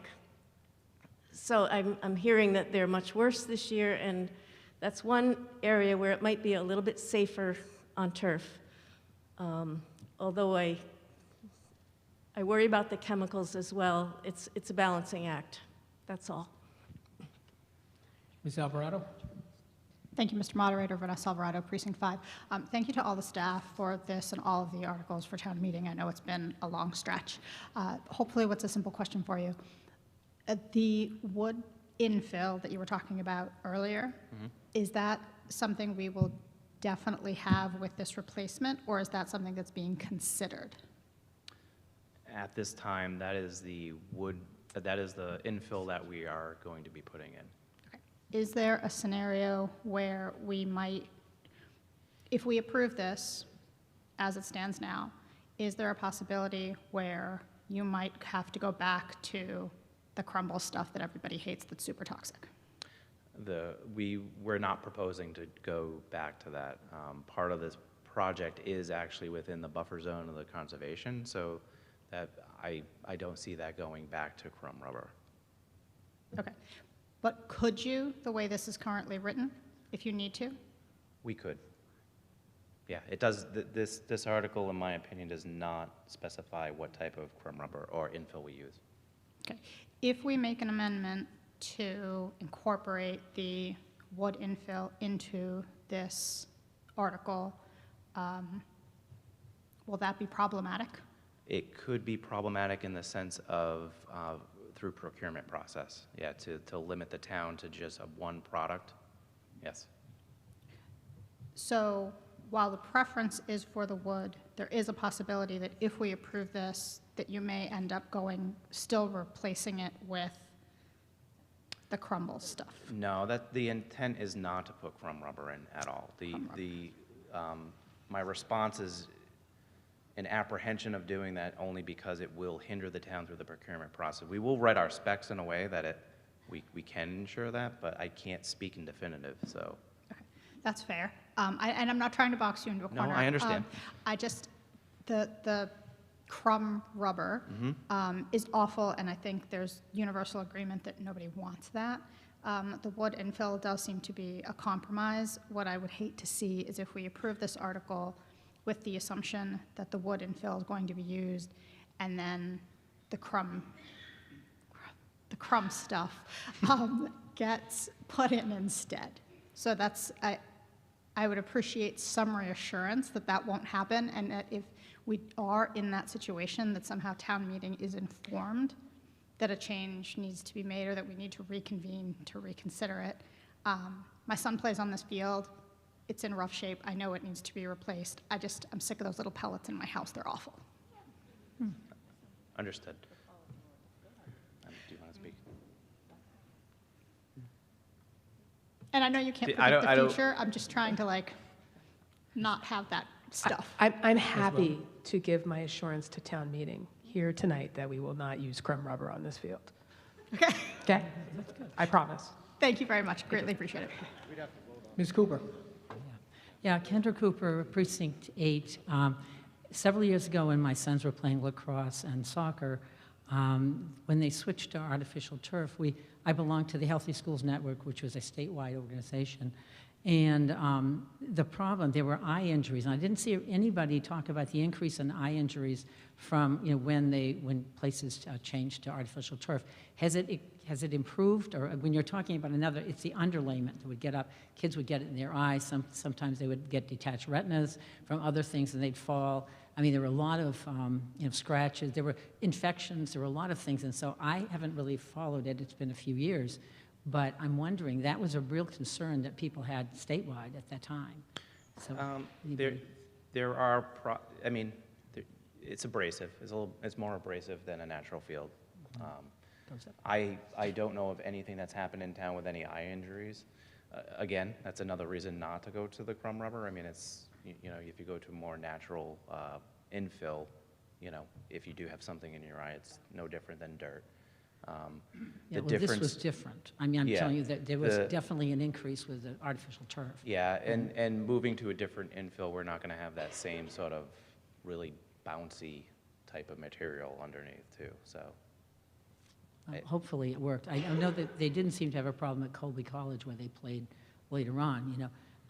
And so, but I'm concerned because a lot of times people don't think about how the kids' eyes can be shaken to the point where the jelly and then, you know, detached retinas.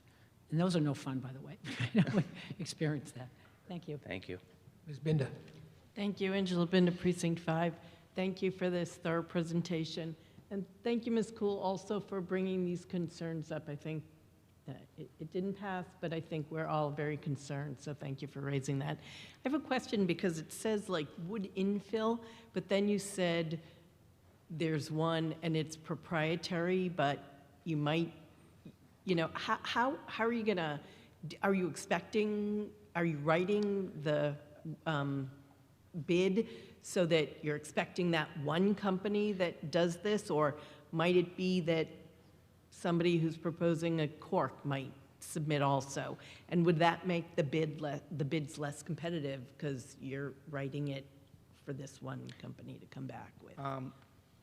Our method of writing this spec is not something that'll be new to the area, or, I mean, Lexington has one similar.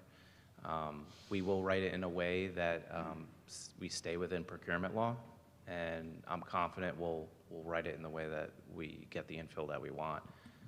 We just have to be very careful when we're doing bids to make sure we're staying within the procurement law. Okay, and if they know that, are we? Yeah, I mean, at a bit of a disadvantage? We have the specs drafted.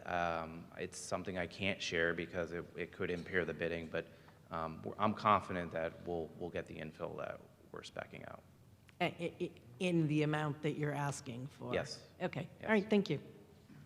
Mr. Ventura. Yeah, hi, Mark Ventura, Precinct 2. So a couple points. I did look it up. The wood infill has been used 7 to 10 years, they say, in use, with years and years of research before that. Take that with a grain of salt, whatever, but just to answer that question. On the financial side, about accepting these costs, et cetera, for the 1.7, that 1.7 includes demolition of the bleachers, ADA access. Do we currently meet ADA standards there? No. No.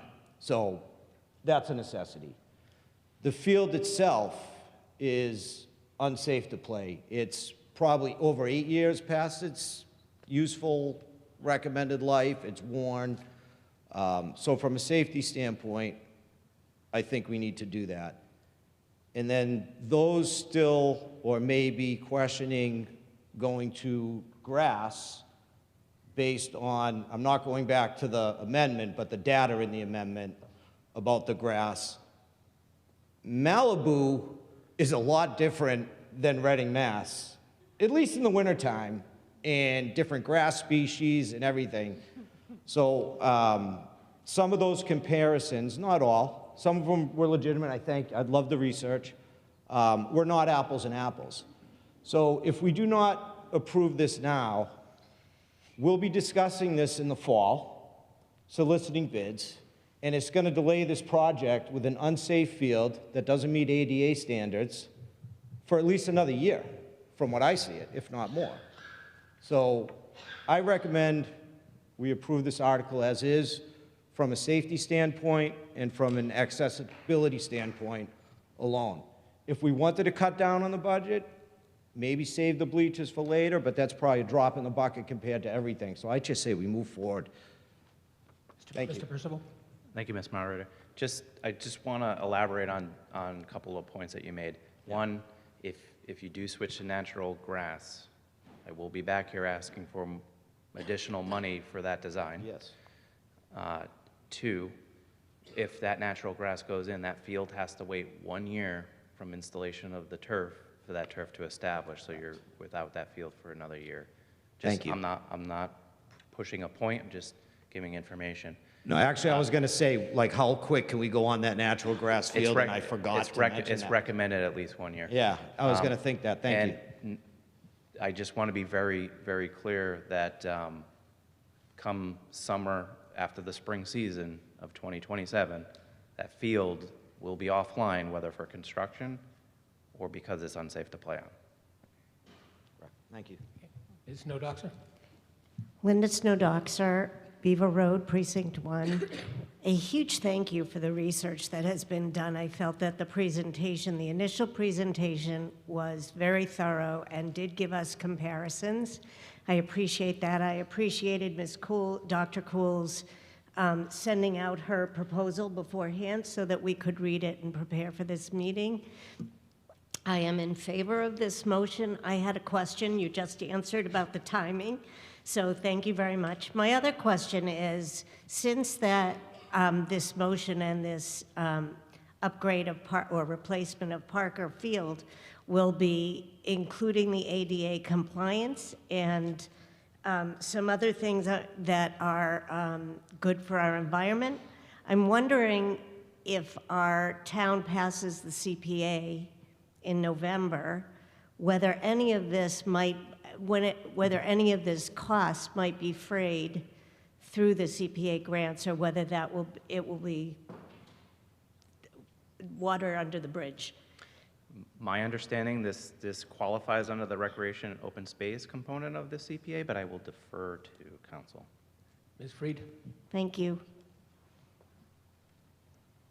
Thank you, Mr. Moderator. Many of the features of this project likely qualify for CPA funding. The installation of turf itself does not qualify for CPA funds. So will it be too late for us to apply for the other elements that do qualify, or will that? Depends on the schedule. Unfortunately, I don't have enough information in front of me. It could be possible, but as we discussed the other night, there's a period, right? Like, it won't go into effect immediately, then we'll have to collect the funds. So I think we'd have to kind of figure out the timing, but potentially. I'll cross my fingers.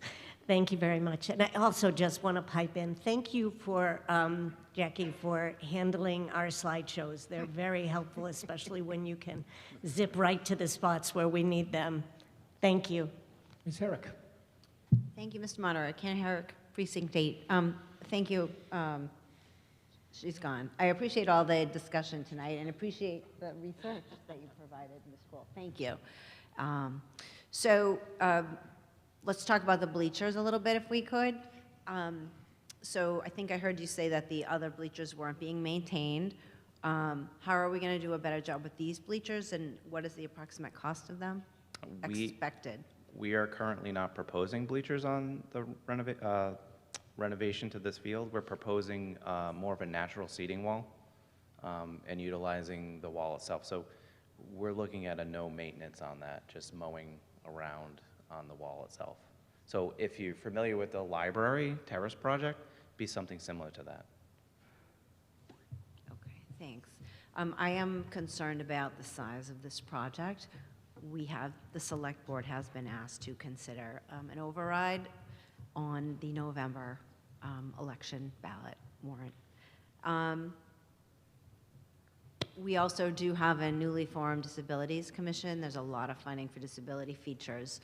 I would encourage the staff to please work with the Disabilities Commission to see if we can find some grant funding to defray part of this cost. And this scenario the pickleball bid came in less than expected.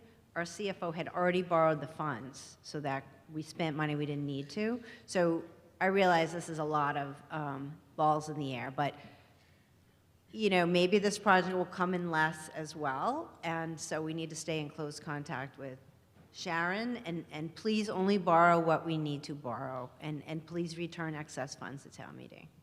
Thank you. Yes, over here. Beth Sherlin, Precinct 4. You talked about the infill being, you said no added PFAS, right, in the infill? The term is no intentionally added, yes. Okay. So that's a little, yeah. What about the carpet? Does that have PFAS in it? That, again, no, so the infill itself is the organic infill. There's no detectable. So we're not saying PFAS free. You can't say that because it's ubiquitous. It's everywhere. We have it in our drinking water. We have it everywhere. What you can say is it's a non-detect, meaning it's below the limit of 1 part per trillion. That's detectable. That's not to say it's PFAS free, again, because you can't say that. No intentionally added PFAS, I know it sounds strange, but that is the term. That essentially is specifically for the manufacturing process. They use the PFAS, they used to use the PFAS as a lubricant for the extrusion of the actual carpet. They're not allowed to do that. So that's the no intentionally added part to that. So they can't just add PFAS to it just because and say, oh, well, the product doesn't have it, but we're going to spray it all over our machines, and now you have it on there. Mm-hmm. So that's where that comes from. So that's for the infill, but the carpeting? No, that's for both. Both of them? Yes, okay, so correct. the carpeting. But we're not using, can almost remove that piece of the infill out of there. We're choosing to use a different product other than the crumb rubber. Right, but I'm still concerned about the carpeting because we don't talk too much about that. The carpeting itself, that has the specification in there for the PFAS. For the non-detectable. Yes, Okay. Yes, correct. All right, thank you. Yes, over on the other side. Thank you, Mr. Moderator. Amy Ward, Precinct 7, I move the question. Okay, we have a motion to end debate. It's non-debatable, requires a 2/3 vote. So all those in favor of ending debate, please rise.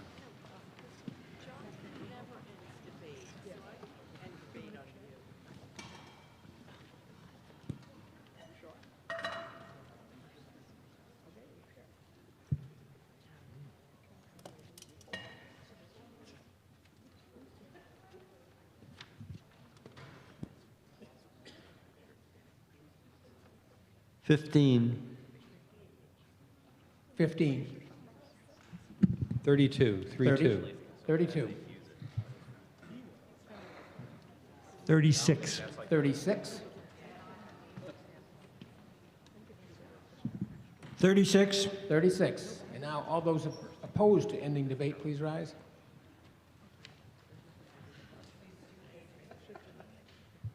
One. 1. 1. 5. 5. 3. 3. The vote being 119 in the affirmative, 10 in the negative, the question has been moved. We will move directly to a vote on the main motion. It requires a 2/3 vote, so all those in favor of the main motion, please rise.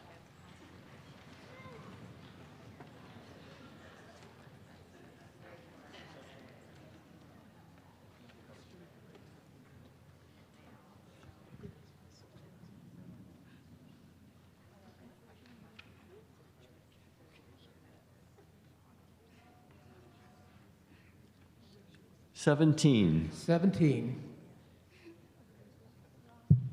33. 33.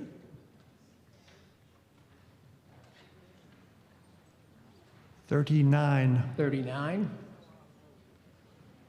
38. 38. Now those opposed to the main motion, please rise.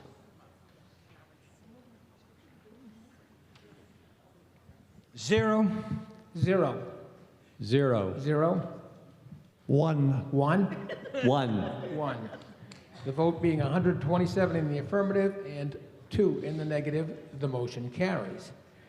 Business under Article 16, Mr. Percival. Mr. Percival. Thank you, Mr. Moderator. Article 16, this is to authorize $3.1 million for the replacement of 2 sewer pump stations. We've now replaced so we have 12 stations total. This would be, I think, up to number 5. I can't remember. The purpose of this article is to replace Joseph and Brewer Lane. They're 50-plus years old apiece. They're deteriorating, they're failing. The electronics are going. We had a 2010 pump station evaluation report. These were on the priority list, so now we're getting up to these. If you want to go to the next one. This is the priority list as we see with the next 7 stations. Joseph and Brewer are going to be 1 and 2 on this one. The next ones you'll see in the next year are going to be Strout and Grove. It's a pretty straightforward article. Any questions? I'm happy to answer. First, we need a FinCom report. Mr. McDonough?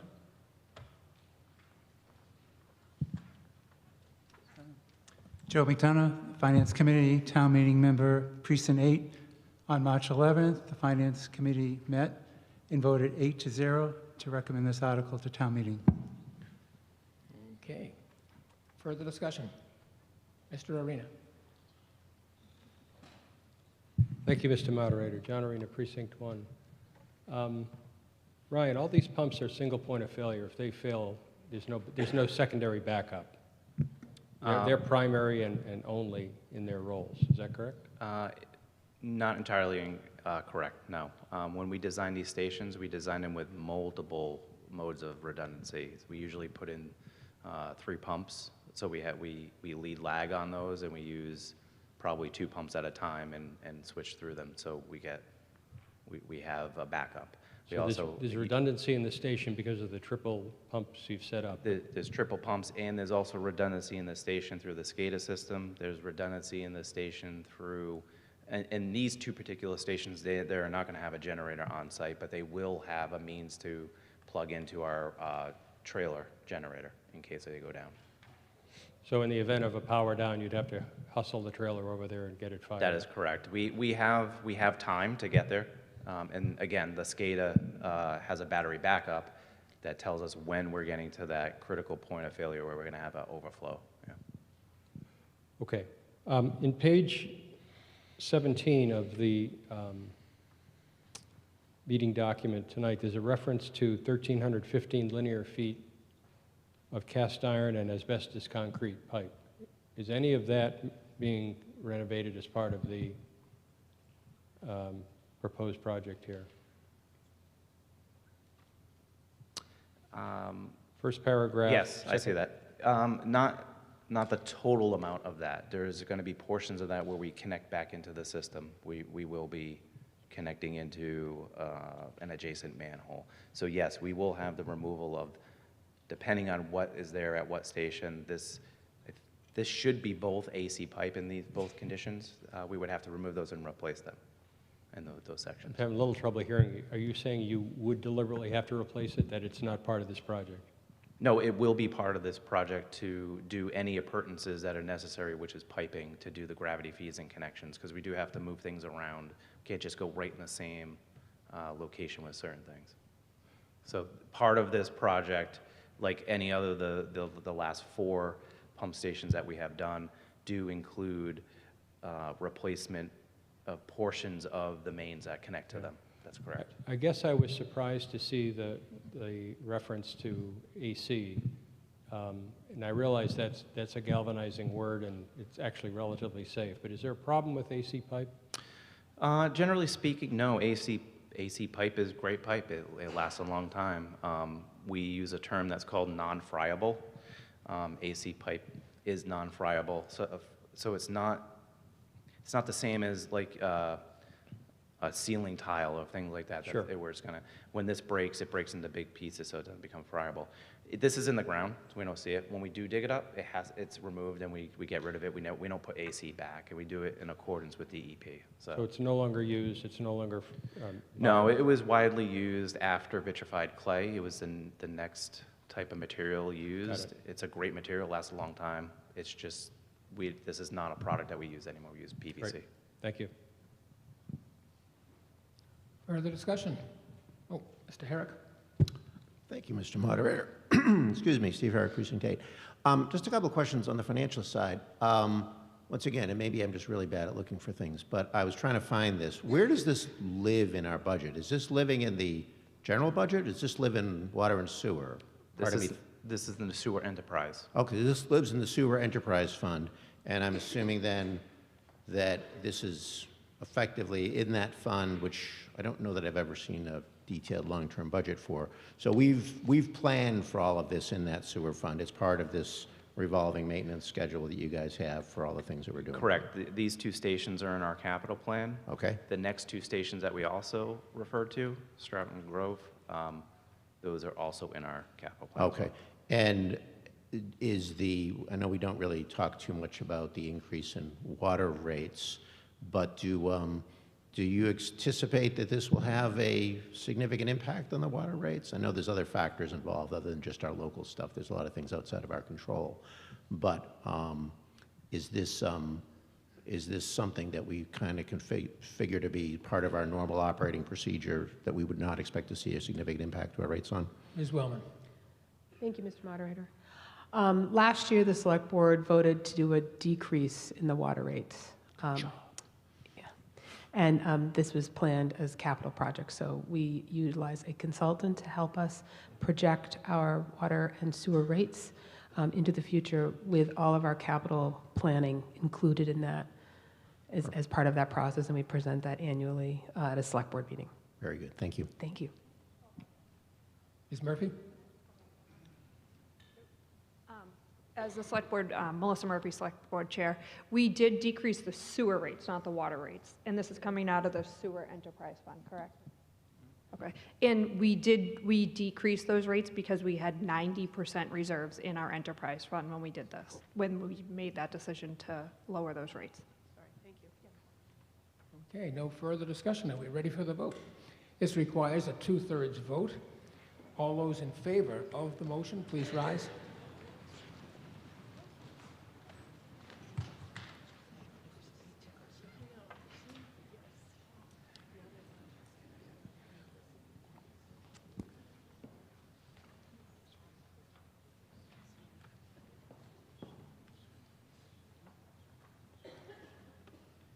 Twenty. 20?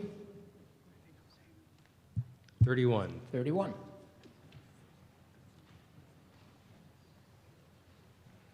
37. 37? 39. 39. And those opposed to this motion?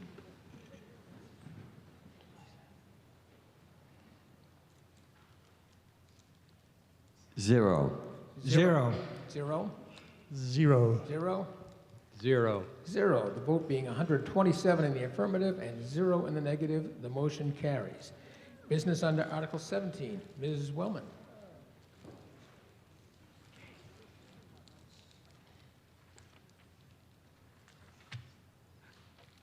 Thank you, Mr. Moderator. Good evening. Article 17 seeks to adopt Ollie's Law into our bylaws. Named after Ollie, a Labradoodle, who lost his life due to injuries sustained at a dog daycare facility. This legislation was born from a simple but significant realization. In many towns, dog daycares and grooming facilities have operated with less oversight than a local hair salon or a backyard shed. Ollie's Law seeks to close a regulatory gap in the pet care industry, and tonight, adoption of this article will bring our bylaws into compliance with Mass General Law, Chapter 140. Next slide, please. Currently, Reading has 2 licensed commercial kennels, 1 licensed residential kennels with 5 dogs, 5 doggies. Our town clerk did these slides. 3 households with 4 doggies, and 2,443 licensed doggies. But we know that there are 3,470 in town. So if you haven't registered your dog, now's the time. Thank you. So this article adds the following definitions. Definitions for kennels, commercial boarding, training kennels, commercial breeding kennels, domestic charitable corporation kennels, personal kennel, veterinary kennel, licensee, licensing authority, and a shelter. One significant difference is the change from the current language for a personal kennel. Right now, the town requires a kennel license for residents that own 4 or more dogs. The new law allows for it to be 5 or more dogs. So what does this mean for Reading? Adopting these standards is not just about creating red tape. It creates consumer protections. It delivers some business clarity for our various businesses and pet care entrepreneurs with clearly set rules, and public safety by reducing the risk of escapes or incidents that could affect broader neighborhoods. And that's all I have. Bylaw report, Ms. Arnold?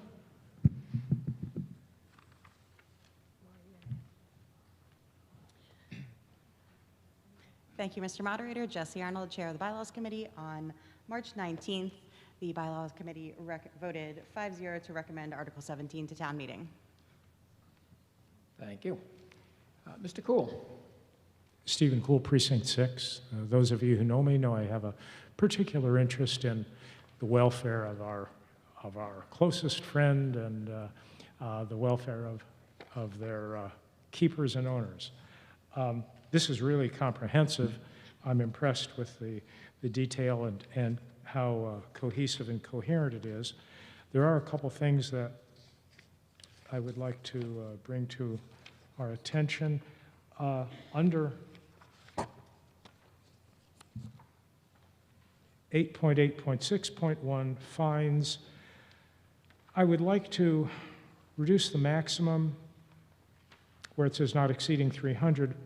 I propose to amend that to 200, and I would like to add that there is a maximum of $1,500. Under 8.8.6.3, similarly, I'd like to make it the same and then add or $1,000, or $1,500 in the aggregate, because this is talking about each and every violation. So, if there were 4 or 5 violations that the TRO, I think he's called, comes up with, that could be a tremendous amount of money that I would find draconian. So those are my proposed amendments. Under your amendments, just for clarification, Mr. Cool, are you looking for it to be $200 per day for every day of the violation, not to exceed $1,600, something like that? At the end of that sentence? 8861, make it a maximum of 200 with a total not to exceed, what did I say, 1,000 or 1,500. But I think we need a limit. Before we continue, it doesn't look like this is part of the bylaw that we are changing, the posted bylaw. There's only certain things that are being changed within an existing bylaw. Is that correct? Yeah, so that would be outside of the scope. It's not part of the changes that we are proposing today. Okay. Mr. Moderator, the portions that, for the voters, the portions that are able to be amended tonight are the ones that are in the light shade, which would have been a color, and if this was printed in color, you looked at it online. That's how I was interpreting it too. Okay, thank you. Thank you, Mr. Moderator. Further discussion on this bylaw?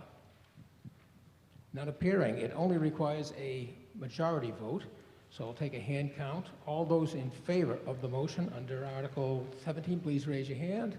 And those opposed? And the motion carries. Business under Article 18. This is a little bit confusing. I'm going to give a quick explanation, especially for people who are new at this. As per our charter, if you have not come to at least half of the meetings, you are subject to being removed from town meeting, and your name goes on this removal list. It's an automatic thing.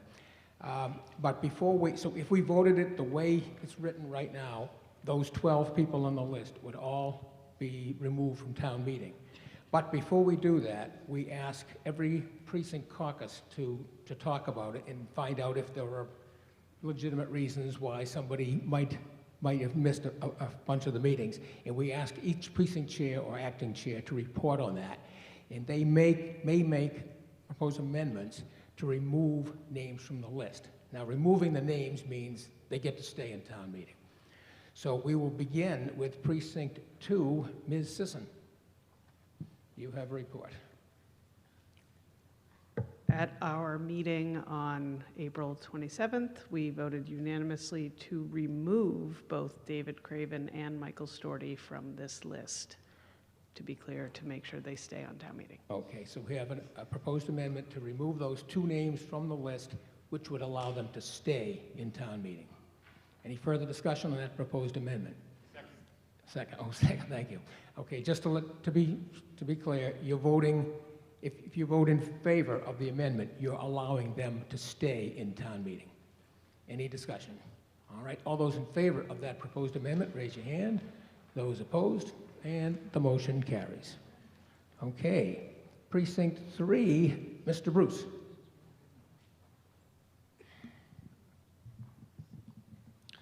Thank you, Mr. Moderator. We voted to keep Tara Ann and Maureen in town meeting, so we want to remove them from the list. Okay, is there a second? Second, okay. Any further discussion? Is this discussion coming down? Oh, okay. All right. Those in favor of the proposed amendment, which would remove those from the list, please raise your hand. Those opposed? And the motion carries. Precinct 4, Mr. Futo.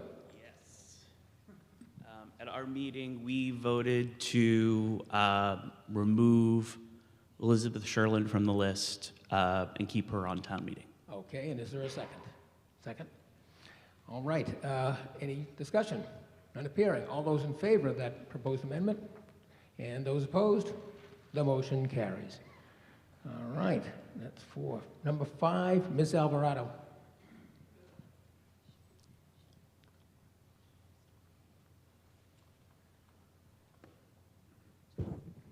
Thank you, Mr. Moderator. Vanessa Alvarado, Precinct 5. We voted to remove Jared Beliveau and Justin Michael Scott from the list. Okay, which allows them to stay in town meeting. On town meeting. Thank you very much. Is there a second? Second? All those in, any discussion? No. All those in favor, please raise your hand. And those opposed? The motion carries. Number 6 would be Ms. Salvatelli.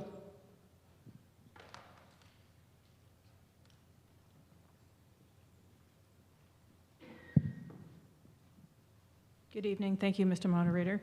Maria Salvatelli, Precinct 6, also clerk for Precinct 6.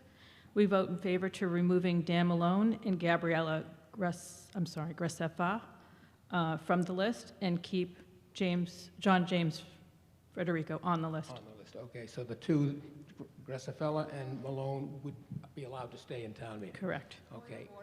Is there a point of order? That's incorrect information. We voted as shown there, Precinct 6, to keep 2 people.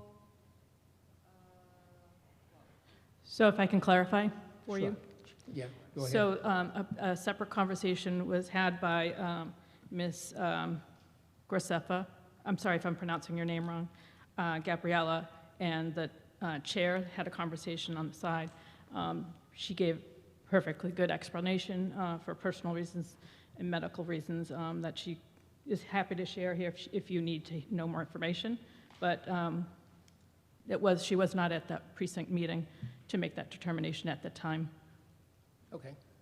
Did you have another point? I'm sorry, maybe we missed that. I'm just curious. Could you use the microphone?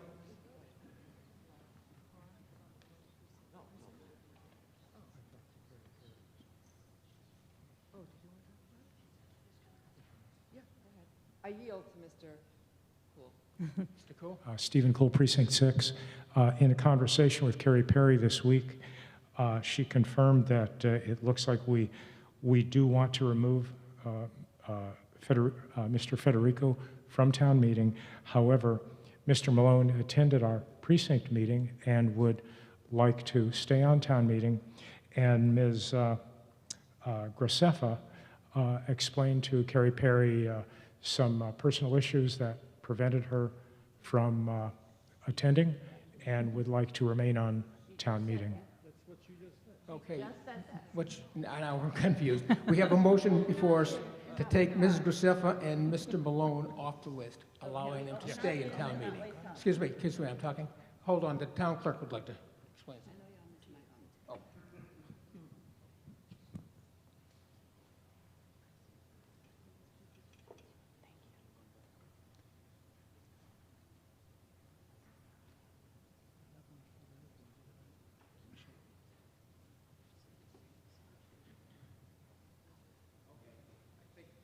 we got this solved.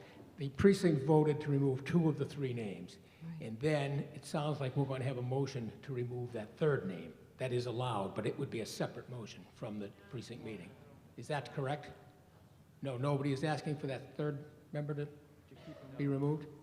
Now, all I know, Mr. Moderator, is that in Precinct 6, we voted for 2 people to be kept on the list. Correct. And for 1 person to be removed. Correct. That's what the... And then there was a side discussion outside of the precinct meeting, and the precinct clerk decided to change the motion. But can you? No, I didn't She did not, decide. the motion she has is to remove 2 of the 3 names, and that's what we will vote on. If somebody wants to make a motion for that 3rd name to be taken off, I would allow that, but that would be a separate motion. To change that. How do I say that? I don't know the wording, but I'd like to make a move and motion to change the wording. What did you say? Well, Yeah, let me. Yeah, please say it on my... Phil Pacino, Precinct 5, former bylaw committee chair, retired. I think the motion would be to amend the motion to remove the 2 people to keep the person on that you would like to keep on. I believe that is the motion that should be made. the way we should do this is, the precinct made its vote for 2 of the 3. We will take a vote on that. If somebody wants to make a further amendment to remove that 3rd name from the list, I will allow that. But that would be a separate vote since it did not happen in the precinct meeting. Yeah, so... Okay, so right now, the motion before us is to remove the names of Gabriella Graceffa and Daniel Malone from the list. Correct. We will vote on that. Thank you. Then, if there's a separate motion to remove that 3rd name, I would entertain that. No, John James Frederico remains on the list. Okay, I thought somebody was talking about wanting to... No. Okay, so is... Just for point of clarification, Sure. please. So during our precinct meeting, it was the people that were present voted to remove Dan Malone. The other 2 people were not present. After that meeting, there was a conversation on the side for Gabriella, speaking with the chair, explaining the reasons why she was not present all last year. I see. She would like to be So- removed from the list and remain as a town meeting member. Okay. I don't know what the process is to do that outside of that, Gotcha. so Okay, I I understand. I apologize. thought it was you were talking about that 3rd person, but he's not part of the discussion at all. Correct, no. Great.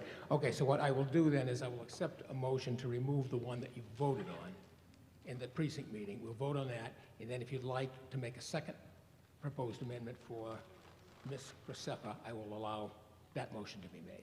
Yes, please. Everybody understand that? Yes. Okay, so right now, we would only be voting on removing the name Daniel Malone from the list. Okay, do we have a second on that? Second. All right, all those in favor, raise your hand. Those opposed? The motion carries. And now, would you like to make a motion to remove the name of Gabrielle Graceffa? I would like to make a motion to remove Gabriella Grasset, I'm sorry. Yeah. I don't have her last name, Gabriella, from the list. From the list, okay. Is there a second? Second. Okay, any discussion? All those in favor, please raise your hand. Those opposed? And the motion carries. Thank you. Okay. Precinct 7, Ms. Bolio. Point of order, Mr. Point of order? Then you make a motion for the 3rd person there? If you wanted to, but Well, do you that need- was not part of their discussion. That So third what one- happens to that person then? Assuming we have no proposed amendments, that person would be removed from town meeting once we take that final vote. Okay, so the precinct 7, Ms. Bolio? No? Oh, okay. So, Mr. Carnahan. Yes, Joe Carnahan, Precinct 7, clerk. I guess we don't have our precinct chair this evening. But yes, at our precinct meeting, we voted to remove Carrie Donnell from the list and to keep her on town meeting. So I'd like to make a motion to remove her from this list. Okay. Is there a second to that? Second. All those in favor of that motion, please raise your hand. Those opposed? Motion carries. Precinct 8, Ms. Hayes.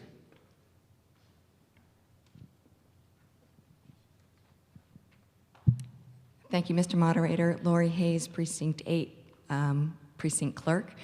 So on April 4th, we voted as a precinct to remove Kevin Sexton from the list at a vote of 20-0. Thank you. Is there a second? Second. Any further discussion? All those in favor of the proposed amendment, please raise your hand. Those opposed, the motion carries. So as of it stands right now, we have just one name left on the list, John James Federico. Is there any further discussion? None appearing. All those in favor of the main motion, we're now voting on the main motion, which now only includes one name. All those in favor of the main motion, please raise your hand. And those opposed, the motion carries. That brings us to the end of our business. Ms. Murphy, do you have a motion to adjourn? We have a motion to adjourn this town meeting sine die. It's non-debatable. Is there a second? Second. All those in favor, please raise your hand. Those opposed, the motion carries. This town meeting stands adjourned sine die.